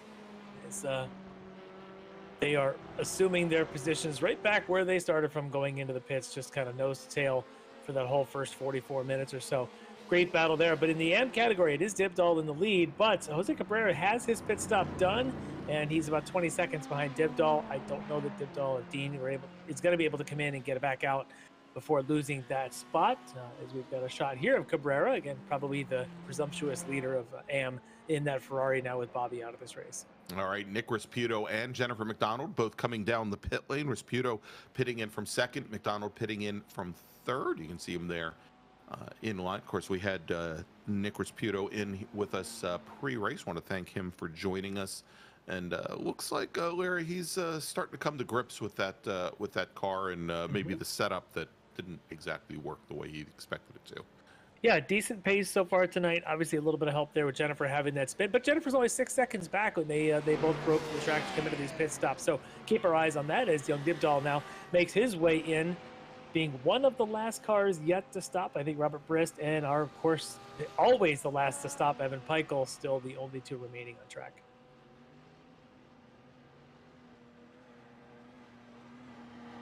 Dibdall probably has a little bit of repair as well to that left front from his contact with the wall coming out of 8. See if he takes the opportunity to fix it or just goes at it. All right, and so Cabrera does indeed retake the lead there as he's coming through turn 1 and heading down the hill before Dean Dibdall gets out on track. Interestingly, these Jennifer McDonald still in the pits. You can see her there dropping down the order a little bit. Not sure what's going on there with her. If she had, I don't know if she had ever had any contact, but she is continuing on her way now, not after losing a lot of time. Remember, she was about 6 seconds behind Rasputo there, but not anymore. Yeah, and so she now rejoins in 10th overall as Rasputo, who came down the pit lane just before her, rejoins in 5th overall. So a big difference there. And again, shout out to Rich Dibdall for the comment on the YouTube. I'm not going to repeat it because it's just too funny, but go check out the YouTube feed. Check out the chat there. And yeah, Rich giving pride to his young son and his ability to make the tires squeal in a good way. In a good way. Oh my. As we jump back over. Well, what did he call him a couple weeks ago? Dean Dibdall tire killer or something along those lines. It's good when Dad can. I think he's just happy he doesn't have to pay per set here in iRacing, as opposed to Dean's Spec Miata or whatever he's driving for the week, where every tire he decides to make scream costs him money. Yeah, I guarantee you those Hoosier SM75s are a heck of a lot cheaper than what it would cost to shot a 911 GT3 Cup car. As we continue watching this battle. Oh, and speaking of which, on cold tires, Dean Dibdall puts the car off track, and that is over at the carousel. That? Yeah, it's coming out of the carousel. Yeah, going give a little bit of give a silicone bath there in the gravel trap, just off the driver's left. The good thing is you don't wear tires out that way, so he still has plenty of life left in him. Now he just needs to go work on putting heat in them. And now that he did that, depending on how this tire model works, it may take a little bit longer for him to get some heat in them, but that is going to drop Dibdall now down to 11th overall, 5th in AM, as he now drops back behind John Sterling in the number 87 BMW or 87 Porsche, as well as the 2 BMWs of Packer and Brown. Packer's got good pace tonight. Just looking at him right now, 7.5 seconds or so back in the back from the lead Cabrera there in M category. But Packer running a good solid 204s, low 205s. Cabrera, he's run a low 205 tonight, but currently in the 206s. So with, what do we have here? About 25 minutes left in this race. Yeah. Little chunk here, little chunk there. You might see Packer make a run at Cabrera here before the night's over. So we'll just kind of keep our eye on that one as the next 20 minutes or so progresses. All right. It looks as though, and Larry, this shouldn't surprise us. I believe the only driver to not have pitted in as of yet, our leader, Evan Peichel, as we jump, and Peichel now looks like he's lapping up to, is that Jennifer McDonald just ahead, I believe? It is, yeah. She's currently running in the 9th overall in the field. of GT3s. So yeah, she's going to be getting lapped by Pikel unless he decides to pull into the pits right as he's about to. Maybe he's got Smokey Eunuch as his prep guide. He's got the tubes of the frame filled with fuel or some other way to secretly stash fuel, because he's always the last one to stop. He's just so impressive, so little wear on the car, so little fuel usage, and yet the fastest car on track, night in and night out. That's going to be fast. Yeah, there you go, with a little bit of correction there coming through the kink. And Larry, I keep looking at the dashboard on Pikel's car to see if I can get a fuel reading and see where he stands there. Unfortunately, I'm going to the optometrist tomorrow if that says anything. I don't see a fuel thing, but I'm sure the fuel light is on, I'm sure. Yeah, that's probably that little left yellow light on the dashboard right now. And is this it? Yes, it is. Here it comes. It's time to fill it up. There you go. So Evan Pikel from Alpine Stars Geodesic Racing coming down the pit lane now and just stands on the binders before the pit lane, before he has to get to the pit lane limiter there. That reminds me. So watching him stand on the binders there, I recall how poorly marked the start of the pit lane speed limit is here at Road America. Yeah. And looking at Jennifer McDonald's extremely long pit stop, as well as Bobby Child's stop before his exit spin, I do wonder if they may have been serving a penalty. Yeah, because you come up the hill, and the cone there is like right at the crest of the hill. It is, and you can't see it until you're on it. But I don't know if we wanted to talk to Bobby here for a couple of minutes while our race leader is in. Yeah, tell you what, why don't we do this? Why don't we bring in Bobby Childs? Was at one point tonight leading the AM category in the number 88 D2D E-Racing Ferrari. He's not leading it anymore. Bobby, wake up, Bobby. You're live. Yeah, hey! The doctor says I'm concussed. Still from a couple weeks ago, or this new one from hitting the exit wall? The new one, man. Oh my gosh, I cannot believe I did that to myself tonight. So let me ask though, it looked like you had an extensively long pit stop even before the spin coming out. What was going on there? Well, you guys know I haven't been in a lot of races lately. There's been, just things going on. I haven't been racing much, and I'm kind of out of shape and out of sorts, and I hit my start button on my steering wheel instead of my pit limiter and sped on pit road. That'll do it. I was wondering about that. That'll do it. We had just seen Jennifer McDonald also with a very long pit stop, and I started to wonder, this place is easy to do that because you're flying up that hill. You can't see the start zone cones at all. So I've done that. I think we all have from time to time. So that stinks. But then adding insult to that injury was your cold tire spin coming out of your pit spot. I see, and I thought he had his hand in the air and he was waving to Barney there. I tried to wave to Barney as I left the pit road, and I paid for it. Yep. I just, I was trying to get back out there. I knew there was no way I was going to make up that 40-second deficit. Everyone here's got decent pace tonight, so that 40 seconds was just dreaming the impossible dream as we watch a little bit of Nick Rasputo there trying to get around one of the TCR cars, and they didn't know which way to go. That was exciting. But your D2D boys here in TCR are putting on a heck of a show between Eric and Brandon. These guys are having a good old time out there. Great squad. Oh, they always do that, man. They don't care that both cars say D2D. They're going to get out there and they're going to run as hard as they can. And man, Nick Rasputo and Dave Payton are having a heck of a time. That's my other teammate is Wiggly Dave. They're having a heck of a time with the TCR traffic, man. That was absolutely insane as they came through the kink. I'm watching a little bit different area than you guys are, and oh my Lord. Yeah, they are a little bit, but it's good to see they're making it through. Although it looks like he may have gone a little bit into the grass there coming out of Bill Mitchell Bend, but he recovered and is going to with this new GT3 build, man, the cars are a lot more forgiving when you have to do things like that. Even though there's still not a lot of grip in the grass, and if you get to sliding in the grass, the car will slide further than it used to, but it's a controlled slide now. It's not like you hit the grass and you're on ice. You're only sliding because of the weight of the car and the low friction in the grass. If you're sensible now, you can save the car a lot easier. Oh, Yeah, we and got speaking of contact low there between Jenkins and Brooks, I believe Brooks. that was going into one. Yeah, that in was a low TCR. friction moment right there as they as they got together going through turn one, and looks like Jenkins got the worst of it, although not a lot of damage to those cars with that little side by side there.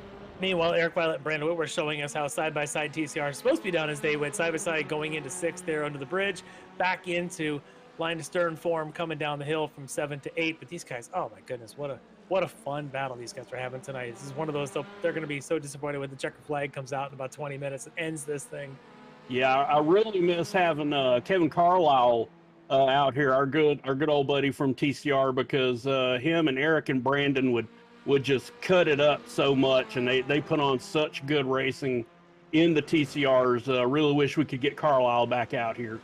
So tell me a little bit, Bobby, about this GT3 model. I haven't had a chance to drive since the updates last week, but I just watching the opening lap here, it was like somebody turned on the sprinkler system with cars all over the track, unable to keep it on. What's going on with this car? How cold are these cold tires? Well, it's not just the tires are cold, it's also the brakes. You got to put a lot of work into getting the brakes warmed up because the cars are heavier now. They are much harder to stop. Even if you put on stiffer pads, putting on the stronger pads now, that creates more heat in the brakes. That creates more wear on the tires. So a lot of the setups are still going to be with lighter brake pads for longer races like this, so you can keep the tires up under you. So it does take a little bit to get heat in the brakes so the car can stop, get heat in the tires so the car can stop. So if you drive your opening lap like we used to on the old build, you're not going to have a good day.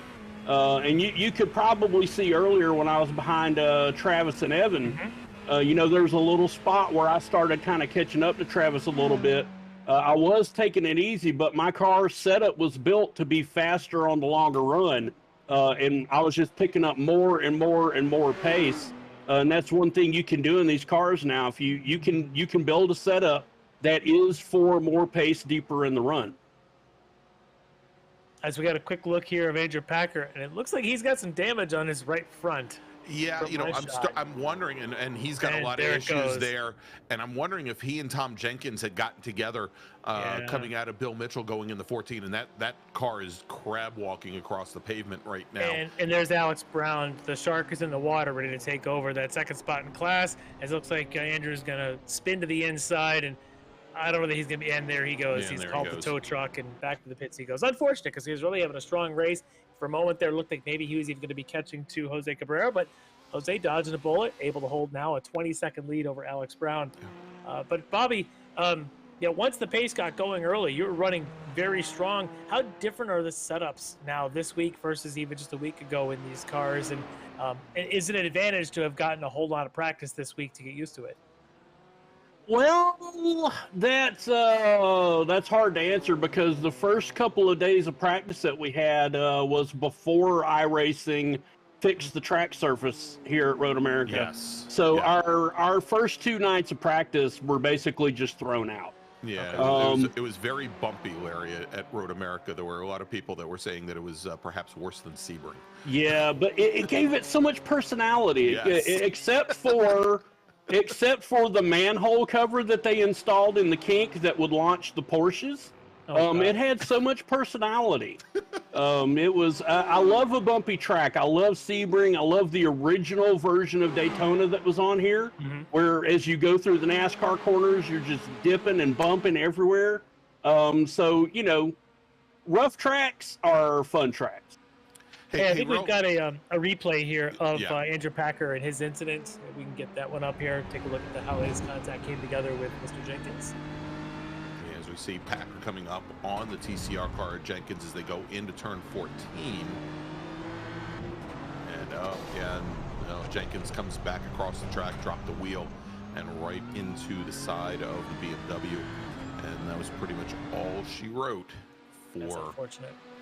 For Andrew Packer there in the 167 car. And it was interesting as we were just as we were watching that and seeing again here the two D2D boys going down. And Bobby, what did you call D2D?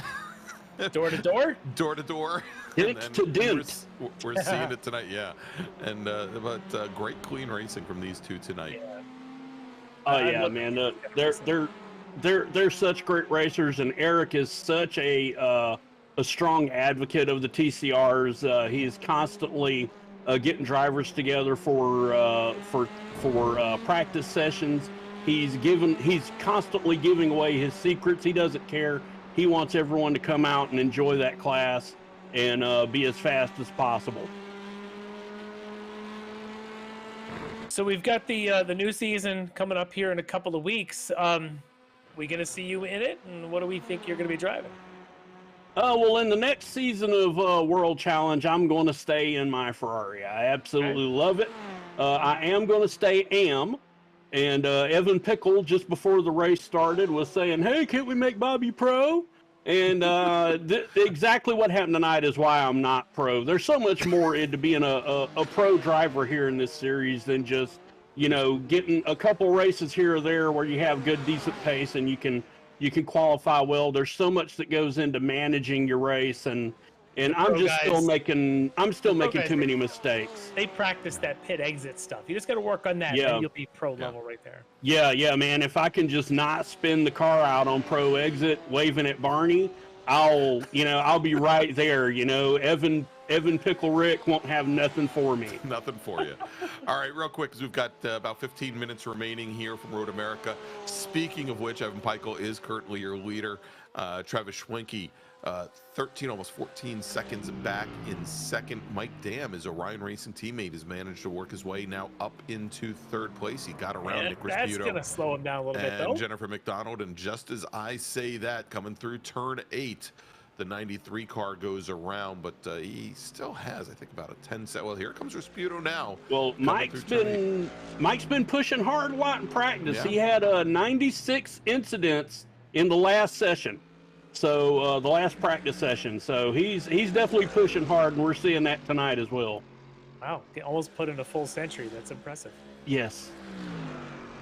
That was an entire race at Spa's worth of incidents. Oh, God. All right. And if we take a look at AM right now, Jose Cabrera is currently your leader. Alex Brown, your new second place runner after we had Andrew Packer have that incident just about a lap ago. Dean Dibdahl running in third, 9th overall. John Sterling, John Casey running 4th and 5th. And as we jump over to TCR, of course, we've been watching that great battle all night long between Brandon Whitworth and your current championship leader, Eric Violet. Brad Husty now running 3rd place, and Scott Brooks gets himself now up at the 4th. Tom Jenkins, it's been a night for Tom Jenkins here as he now finds himself in 5th in the number 68 machine. And Jeremy Goringer, our sole Audi in the field, or maybe it's better to say our sole non-Elantra in the field, currently running in 6th. As we're on them, Evan Pickle looking like he's going to make his way through these two one more time here as we are past the 1 hour mark. Just 12 minutes, 11 minutes and change left here in the final race of the season. Now, we're all pretty sure how the pro category is going to turn out, probably the top 2 positions. 3rd place, though, coming in, Travis Schwenke had 3rd place, a pretty good solid lead, but anything's possible. He's put himself in a good position tonight. Nick Resputo, Jennifer McDonald were fighting for that 4th spot. Right now, it's advantage Resputo for that. And then if we jumped over to the AM category, as I mentioned, we had Steve Daniel came into tonight with the lead, but not here. And then you've got Alex Brown. Well, Alex currently in 2nd in the AM category, with the advantage over Dean Dibdahl, currently in 3rd. And if they remain that way, Alex has a pretty good shot to potentially overtake Steve Daniel for the championship lead in the AM category. So this could be a good night here for Alex, the Canadian, in that beautiful plaid livery. I love that. Yeah. So speaking of Canadian, I heard that little crack about my carrying the stars and stripes, and I made no bets with no Canadians. They're very dangerous to bet with, so I don't have to run maple leaves on my car or anything like that. We will continue to carry the beautiful America livery for any race that we run in a North American track. And just like David Payton's beautiful Lamborghini, we've got that scheme coming to the Ferraris beginning in 2023. And guys, I'm going to jump out of here. I know it's getting close to the end, and you guys want to call this. I just want to say hi to Stubby real quick in the chat. Of And course. yeah, biggest fan. He's got his pom poms on, nothing else, literally nothing else. Pom poms and black socks, and I'm absolutely thrilled. And I got a big shout out to all my teammates, Brennan, Brandon, Eric, Chris Thorman especially. So sorry his race ended early, and I'm gonna flash back here and keep an eye on Wiggly Dave as he finishes up. Thanks for having me in here tonight, guys. Thanks, All Bobby. right. I don't condone gambling, but I would love to promote a Canada versus U.S. flag bet. Whoever wins that round next week, the other guys got to run it. I will talk to Kevin, and we'll see if we can make a special event happen. We'll have to keep Mike Dam out of it, though, because there's no way. Yeah, there's no way. Yeah.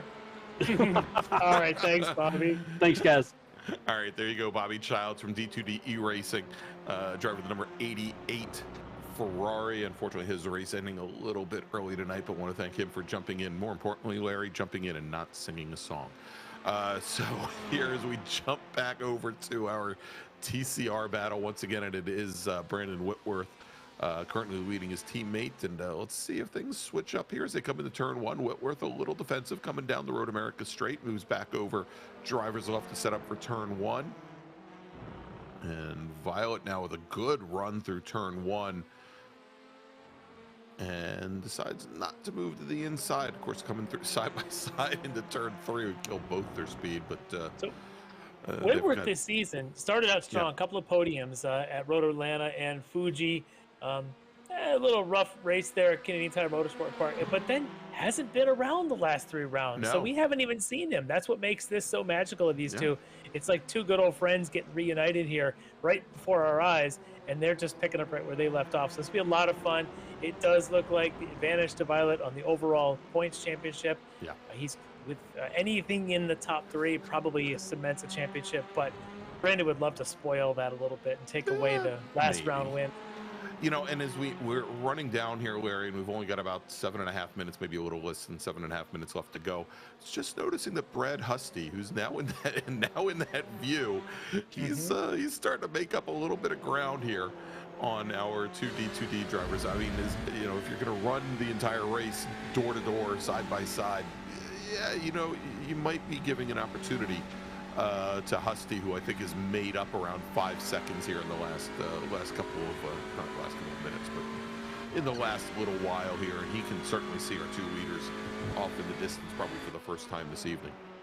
I'm probably thrilled that he can see them, and maybe with a little bit more traffic of the GT3s coming through, he can work his way and get a little closer there with about 7 minutes left. But he's got to be thrilled sitting here in a provisional podium spot with those, like I said, about 7 minutes left, having a pretty good night on what's been a little bit crazy around here. There's been a whole lot of off and ons, lots of weird old spins. It's been one of those unpredictable, wild nights in the Ricmotech series, and what makes them always so entertaining.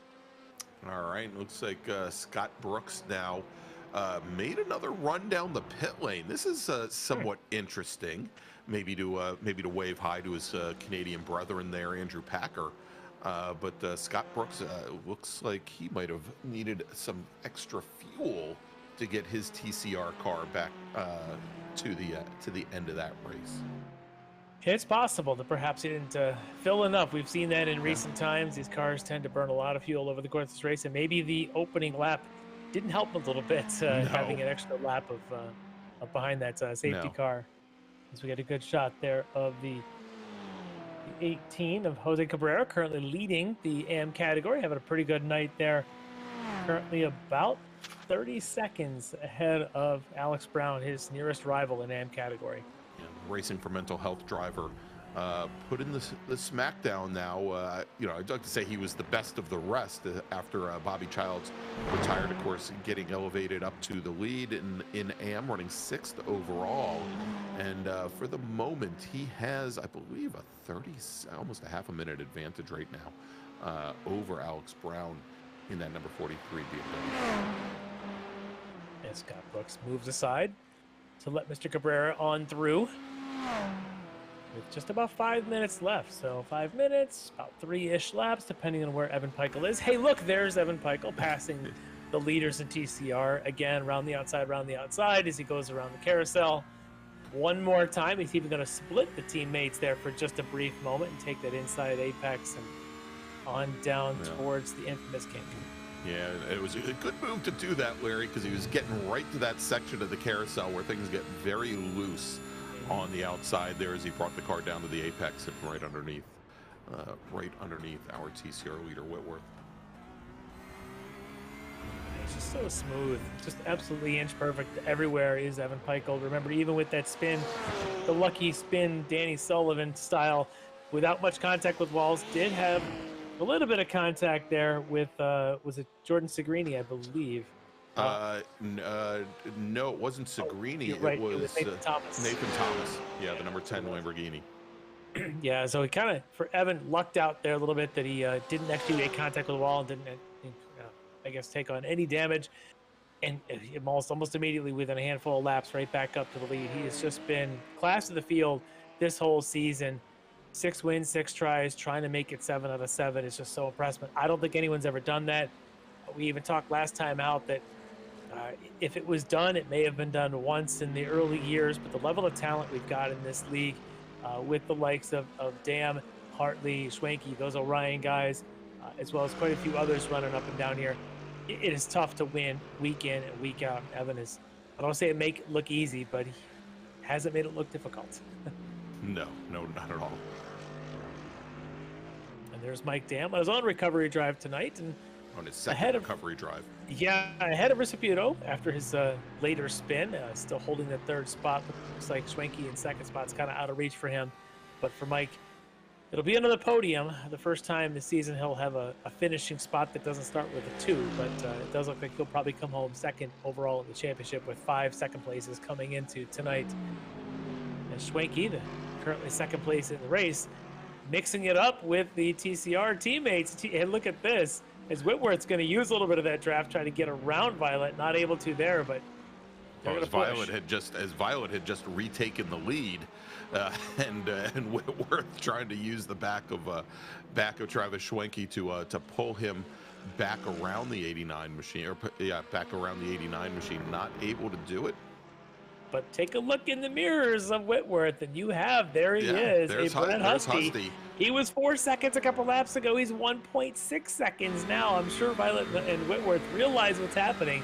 With 2 minutes to go, probably white flag should be coming out now as Evan's about to cross start finish. Yeah, we're going. White flag is in the air here at the National Park of Speed as Evan Peichel, our leader, now working lap number 36 and lap number 35, final lap of this race. And these two guys now thought they had this thing all to themselves, and lots of fun have suddenly entered a 3-way battle because Brett Husty has been going about a second a lap faster than these guys, and guess what? He's a second back, so suddenly this thing may come down. There's the graphic. You can see they're taking chunks and chunks out of these guys in front of them, and if one of the D2D Racing boys wants to win this thing, they may have to settle this down because Husty wants this and wants to get by both in the next 12 corners. Yeah, and and we saw it at Suzuka just a couple of weeks ago that Husty had very good pace there, along with the 89 machine of Violet, but especially when we just threw up the deltas there for the last couple of laps, you notice that Husty made up 3 seconds on the last lap there, and of course our 2 D2D racers were dealing with quite a bit of traffic, but now as they spread out coming down into turn number 5, and they've got Mike Dam right behind them. Husty taking the position behind Dam. He's going to try to use a little bit of that. Dam going to try and get out of this battle as fast as he can. As quickly as he can. Through 6, pushing Violet to the outside, but watch Husty. He's going to make this 3 wide by the time they get down to 8. And we saw there is Dam pushed Violet wide coming out of turn number 6, and that allowed Husty to move right up to the back of the 89 machine. It also allowed the 42 of Whitworth to move into the lead as they come into the carousel for the very last time. And what does Nick Rasputo do there in the 132 machine? He's trying to hold off Peyton. Any sort of room around there. I think that's actually behind him. I think that's Russ Ruddock he's making a lap on, but we have a winner of the race and a 7 wins in 7 rounds with a full season sweep Evan Peichel nearly flagged the flag if it wasn't for the spin on lap 1, taking the win here in round 7. But we're not done yet in the TCR category, as Ricmotech, currently 4th in the race, gets on by them. With 2 corners left, which one of these 3 is going to take home the win in TCR?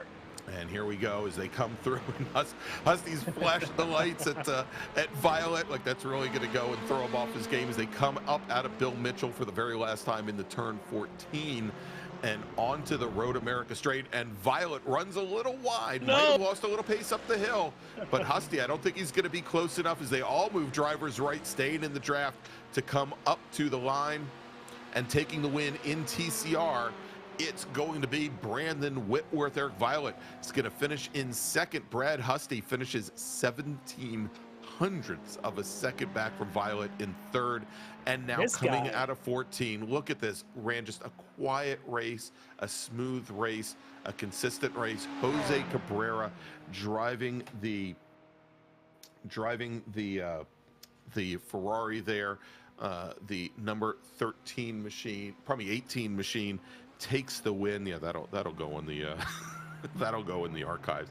The Racing for Mental Health Ferrari, Jose Cabrera takes the win. And AM coming home in second is going to be Alex Brown with Dean Dibdahl. Should come home in third as Brown comes up the Road America straight, takes the checkered flag.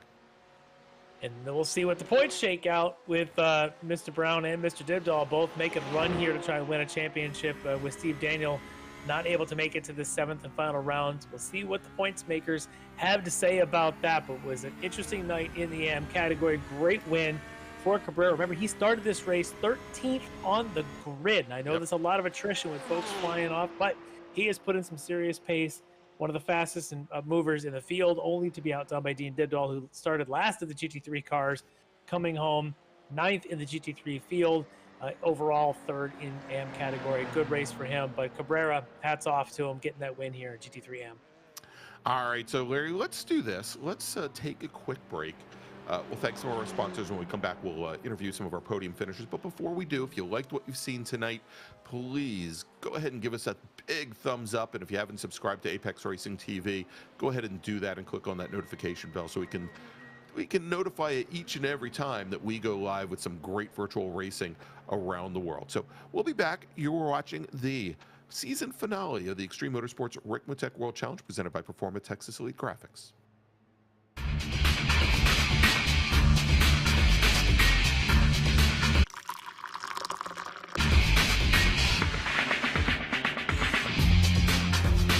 Allow extreme scoring to do the work for you. Ricmotech high-performance sim racing equipment. Whether you're just looking to have fun, train for race day, or become a serious esports competitor, Ricmotech has you covered. Hundreds of name brand parts. Support from experts that love sim racing. Trusted by the pros. There's only one place to go, Ricmotech.com.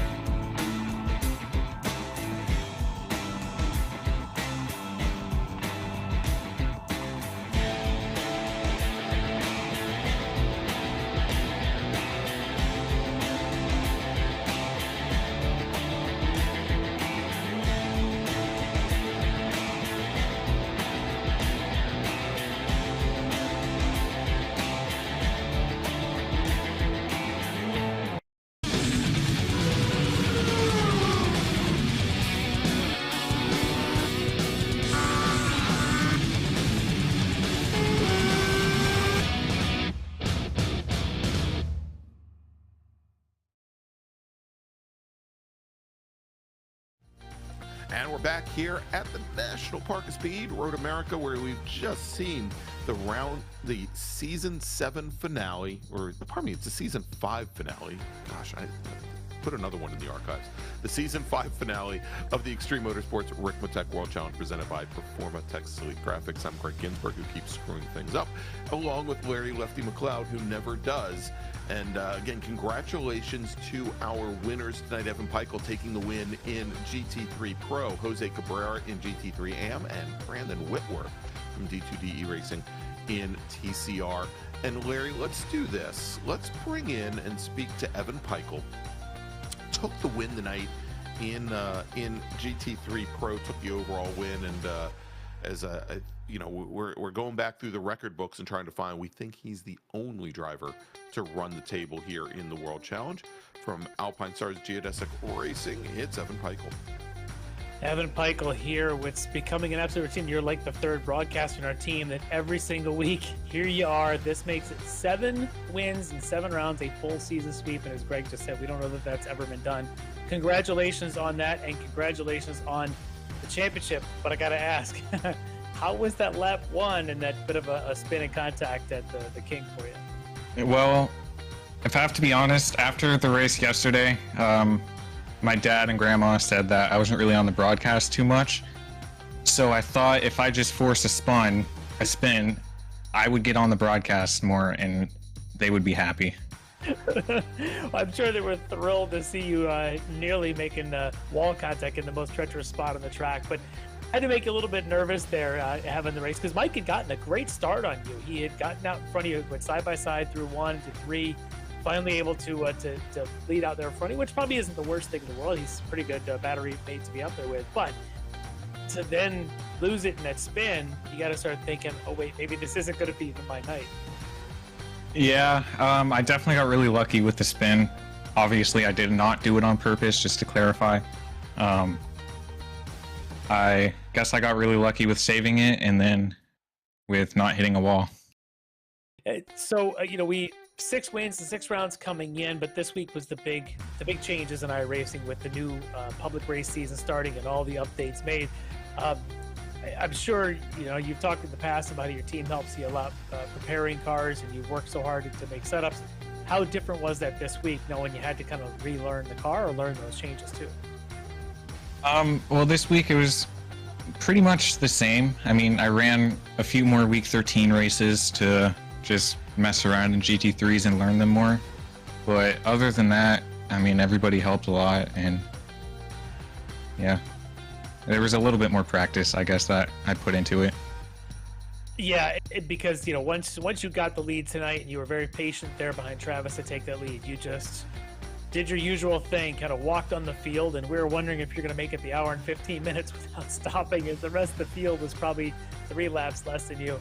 I don't know how you do it. It looks like magic, but whatever it is, it's brilliant. You really have got the pace on this field, and it's an amazing feat. So congratulations on the championship, and I'm sure you'd like to give a few folks a bit of a shout out tonight. Yeah, my grandparents for watching, and the rest of my family for watching. And then Extreme Scoring for letting me race this season. Without them, I wouldn't have been able to do it. And then all the team sponsors at Geodesic, GSI, and all of them, GoPro. And then you guys for putting on a great broadcast. We have the easy job. We just get to call the action, but you've got to go out there and do it week in and week out. And you did all that exactly as you needed to. 7 wins in 7 rounds, and the championship here in GT3 Pro. Evan Peichel, congratulations, and you get to go off and celebrate. So enjoy the holiday break, and maybe we'll see you in the next season. Thank you. I will enjoy it. See you. All right, there you go. Evan Peichel, congratulations to him taking the win here tonight. And, Larry, I'm just wondering how things could have been different, maybe a little more exciting if Grandma told him to spin, I don't know, maybe like a half hour into the race instead of on the opening lap. Instead of having like a whole 73 minutes or so to work back up to the lead, maybe if we only gave you like 35 minutes. All right, let's do this, Larry. Let's move over. And by the way, we do have the final results up and running here, but let's do this. Let's move over to TCR. And why don't we bring in both our first and second place finishers. We're going to bring in Brandon Whitworth, who took the win tonight here at Road America. Also going to bring in Eric Violet, who I believe came home with the championship this season in TCR. Let's see if we can make this work. There we go. There's one. All right, we've got Brandon Whitworth and Eric Violet. Guys, we figured we'd bring you in both together for a couple of reasons. One, obviously tonight, your winner in TCR, Brandon Whitworth from D2D Racing, and claiming the championship for this season from D2D Racing, Eric Violet. So Eric, Brandon, I don't know if you guys have met. I don't know if you guys know who each other is, but all kidding aside, you guys had one heck of a race. If we could have just had a camera on two cars the whole night, it would have been you guys. How much fun was that? That was a blast, and I think we got to meet each other a few times in a few corners. I think we swapped some paint there. Oh, it was so much fun. But as the race started winding down, suddenly you guys had Brad Husty on your, in your rearview mirrors. Were you guys paying attention to that, or just lost in the fight of the moment and kind of realized, wait a second, one of us has to win this thing? Yeah, we were going at it there. I figured Husty was going to catch us since we were battling so much, but it was a game. It was a lot of fun. It just looked like it. And for Brandon, were you thinking, it was pretty certain that Eric was probably going to win this championship if he just gets one of these two finishing spots? Were you really just trying to make sure you spoil his night and claim that victory and at least have one up on him going into the next season? If you're not going out there to win, then why are you doing it?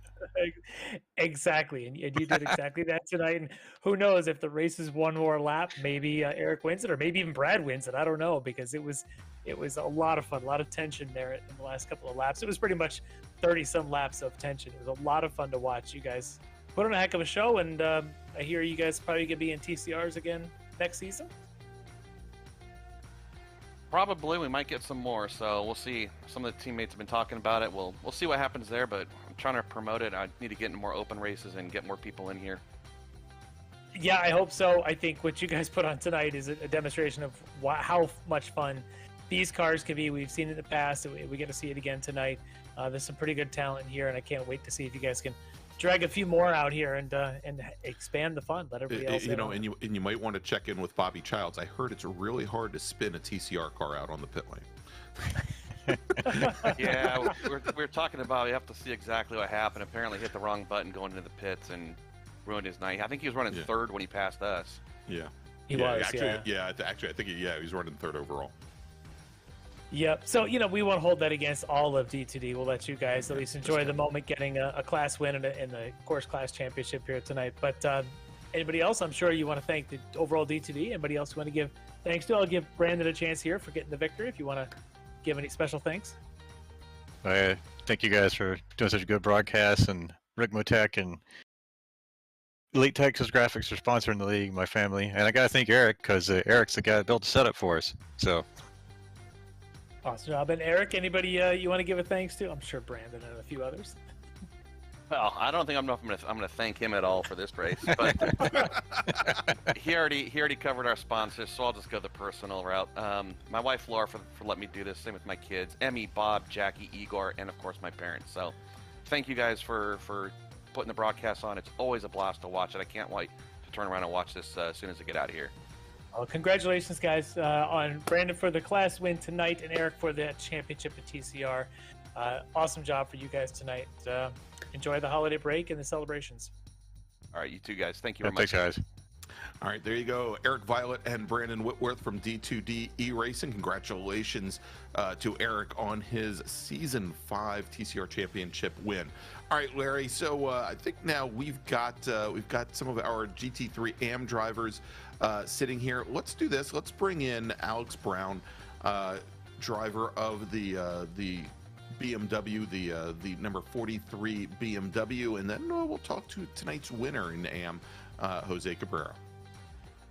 All right, so Alex Brown has joined us, and Alex, that was one heck of a fun race to watch. But tell me a little bit from your vantage point.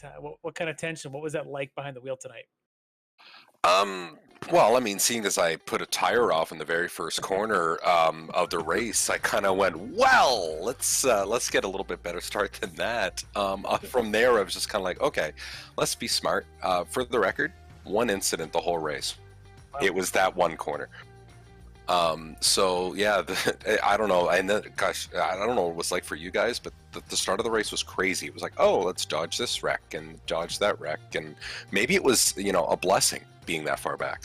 It looked a little like someone had turned the sprinkler system on and it was raining or something as the cars were spinning everywhere and people avoiding it to get on through. But as the race developed, you know, for a while there, you're chasing and maybe a little further back and kind of that recovery mode. But you also had Dean, who got a late join to the session. You knew coming in that you and Dean were sitting maybe second and third in the championship, and there were some points implications. Are you trying to run those numbers in your head as the race goes on, or are you just trying to put that out of your mind and just drive? I was just running my race. Dean was pushing hard tonight. These cars, they're driving completely different right now, and it's taking a bit. It's almost like a completely new discipline. It almost feels like. So I was just, I don't know. I felt decently comfortable the whole year for a guy that's never done this before, but this week I just kind of was like, well, I'm gonna get what I can get, and I think he got within, you know, a couple seconds of me. At the end he got within 5 seconds, but I was kind of like, I hope I have enough fuel, and I don't know. I guess I got second, so that's good. Awesome job on that. I don't know if you've looked at the updated points yet or not. Looks like you're going to end up second in the championship. Awesome job, as you say, for someone kind of newer to this, you know, turning right side of the Ricmotech spectrum. But awesome job this season. I hope you can come back next season, because we were just talking to Bobby Childs before. We want to have a little bit of bet with him and his American flag livery. That I think there needs to be a bet. The loser has to wear the other country's livery for a race or something like that. I'll let you and Bobby figure out how you guys do that, but it'd be a lot of fun to have a bit of a Canadian-U.S. Battle going on there. But tonight, awesome job. You know, the recovery from the early off really paid off for you, and able to take home a second spot in the race tonight and second in the championship. Anybody you want to thank for tonight or for the season? Yeah, I mean, certainly. I mean, first off, just Extreme for putting on the series, Ricmotech for sponsoring Pro Forma Elite Texas Graphics as well for sponsoring the series. I think it's great that we have sponsors that want to, you know, help out some online series here, but I mean, it's a fantastic product. D-Dub button boxes, as I've said in the one interview with you, surprise, they do button boxes. He will, Dennis over there, he'll get you something custom made, or he has a few different options, but look up D-Dub button boxes on Facebook, DEEDUB button boxes on Facebook. But yeah, and you know what? Shout out to John Sterling and Ed Morris for sticking it out with me a bunch of the season, and I just thanks to you guys as well for broadcasting. This was a lot of fun. I hope, you know, I didn't look like too much of a fool at some points. I know there was some critiquing of what I was doing, and I'm just like, thanks for the feedback, but I really don't know what I'm doing. But, you fooled us tonight. You made it look like an absolute pro, like you know exactly what you're doing, and second place in that category. And you know, a top 10 here in this field at all is a pretty strong finish. You're making it look easy. So you know, come on back next season and see if maybe you can take the championship next time around. Yeah, we'll see what we can do. Thanks, guys.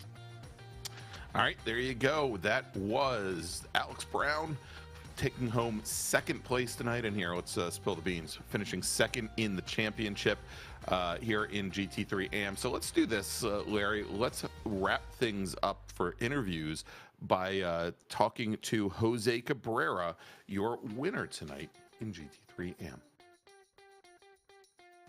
All right, Jose Cabrera has joined us, and Jose, I'm looking at the results here. I'm thinking this might be your first race win with us, if I'm not mistaken.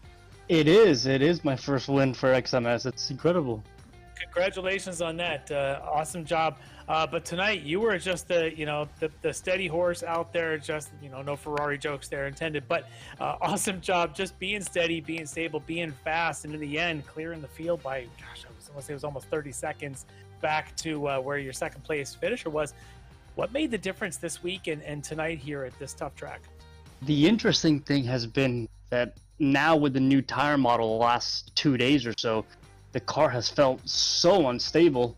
So really just tonight went out there on a whole different setup, I guess, on a fresh setup, and just that was my main goal, was just trying to get to the end of the race. Really had no plans on working my way up there, but I did, and yeah. At what point do you realize that? Because you had Bobby at the early lead, and he has his issues, but you still had pressure coming from Alex and from Dean and some of the others. But with all the pit stop shuffles and things, sometimes it's hard to tell. But at what point do you realize, oh, wait a second, I actually have this thing? So I think it was right after. I think Dean had a pretty decent dive bomb. Forgot what corner it was into. He got in front of me. Shortly after that, he spun out. And I think from there, I was able to get a good run. Started building a gap from Andrew quite a bit. I think he was behind me for most of the race. And then when I saw that Bobby spun out, there was a yellow flag that was called. That was kind of where I realized, okay, maybe we can do this, but I was terrified about fuel. Did not think I was going to make it to the end. Yeah. Well, I tell you what, it all worked in your favor tonight, and it is tough to get that first win and get over that hump. But I'm sure you've got some folks you want to thank for their support and the support that they provide you in trying to get these kind of wins. Absolutely. I mean, I wouldn't be able to do any of this without Ricmotech. It's my 9 to 5. It's my everyday job with Ricmotech. So huge thanks to them for letting me do this. Yeah, and a thanks to them from us as well. And you can pass that along. We love having them on board as the lead sponsor here for the series. Great folks over there at Ricmotech helping us out. So, but congratulations for you getting that first victory, and hopefully many, many more to come. Thank you very much. All right, there you go. Jose Cabrera and the Racing for Mental Health Ferrari taking your win tonight in GT3 AM. And so, Larry, now before we wrap things up, let's go, because we've got all the points tabulated. You've been talking to podium finishers, and I've had the abacus down here in the media center trying to figure out who takes the win. Actually, Kevin Ford did. But let's take a look in TCR, your series and season champion. I think we mentioned it earlier. Eric Violette from D2D E-Racing with 217 points, 23 points separating he from Brad Husty from Husty Racing, and Tom Jenkins from TGT Racing comes home third in the championship. We move over to GT3 AM, where we just talked to Alex Brown, and we just talked to Jose Cabrera, taking the championship in GT3 AM from SKKJ Racing. And Larry, it was a heck of a flex for Steve Daniel not to come out here and race tonight. He takes the championship in the SKKJ Racing Ferrari by 2 points over Alex Brown in the BMW M4 GT3. Congratulations to Steve on that. It's tough that he's not here to be interviewed and to accept it. I'm sure he's sitting there with his own calculators running, probably watching the feed tonight. So, Steve, if you're listening in and watching in, congratulations on that. It's never easy to win in this series. You know as well as anybody, you're here for many, many years. Getting a championship is not easy, and you've earned it. Well deserved, and congratulations. And Dean Dibdahl, he's got nothing to be upset about here. Comes home third in the championship, only 8 points out.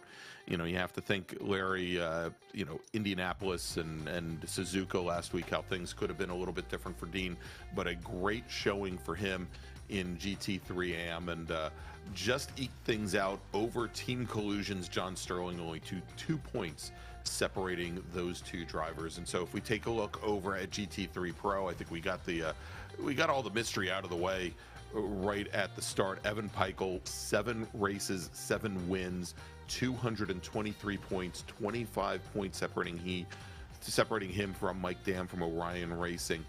Travis Schwenke put up a great battle tonight, finishes 15 points back from there in third. And then Nick Rasputo, good run for him this evening, and over the course of the entire season, finishes 4th in the championship for HPDS Academy. And Jennifer McDonald, only 2 points back from there. They were tied coming into the evening, and Rasputo just ekes it out over McDonald from BTL, who finishes back in 5th. But it's such a wonderful season here for these racers, and great competition. And I'm going to be a little sad to see the TCRs moving back to the sports car series, Larry, but I think it's going to be a neat thing to see the return of prototype racing here in the World Challenge.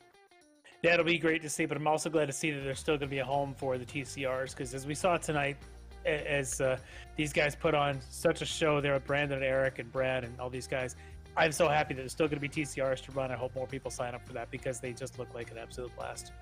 Yeah, without a doubt, Larry. So let's take a look and see what we've got coming up, because this may have been the end of this season of the World Challenge. We wrapped up the CSS last week, but we don't rest for long, because coming up on Monday night, January 9th, is going to be round 1 of the Ricmotech Sports Car Series. We're going to be at Road Atlanta, and those are going to be the GT4 cars and the TCR cars, and it should be a great battle there, an 8-round season.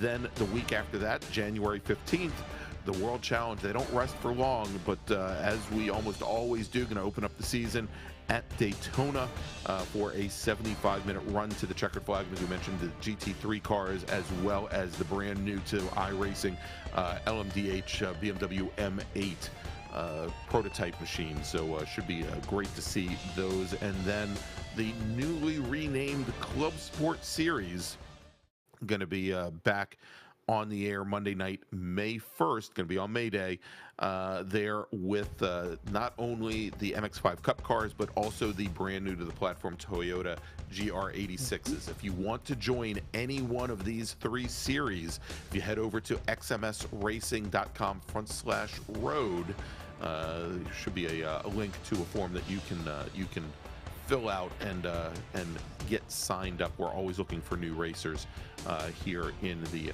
3 different Ricmotech series. So for Larry Lefty McLeod, for the 2 Johns, John, what's his name? John Grabowski, that's his name, and John Robertson as well.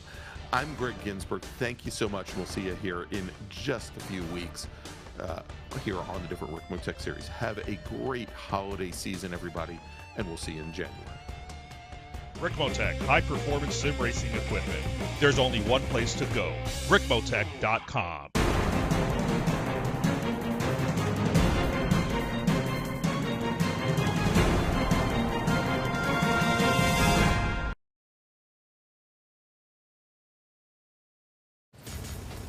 Are you struggling for consistency in your sim racing? Does your iRating look like a roller coaster? If so, we have good news for you. The way to get more consistent is to first understand what you're doing differently than the professionals. And VRS is the answer. With our competitive subscription, you will have the telemetry, setups, tutorials, and everything else you need to fully analyze your driving. Our data packs and the ability to compare your driving with the best in the world will show you exactly where to adjust your inputs, change your driving line, and shave seconds off of your lap times. And our powerful and precise Direct Force Pro wheelbase and precision pedals are being used by some of the world's best drivers. All these champions agree that VRS hardware is not just the best on the market, it's also priced well below the competition. So if you're looking to upgrade to direct drive and the best pedals in sim racing, VRS is your answer. If you want to get better, get faster,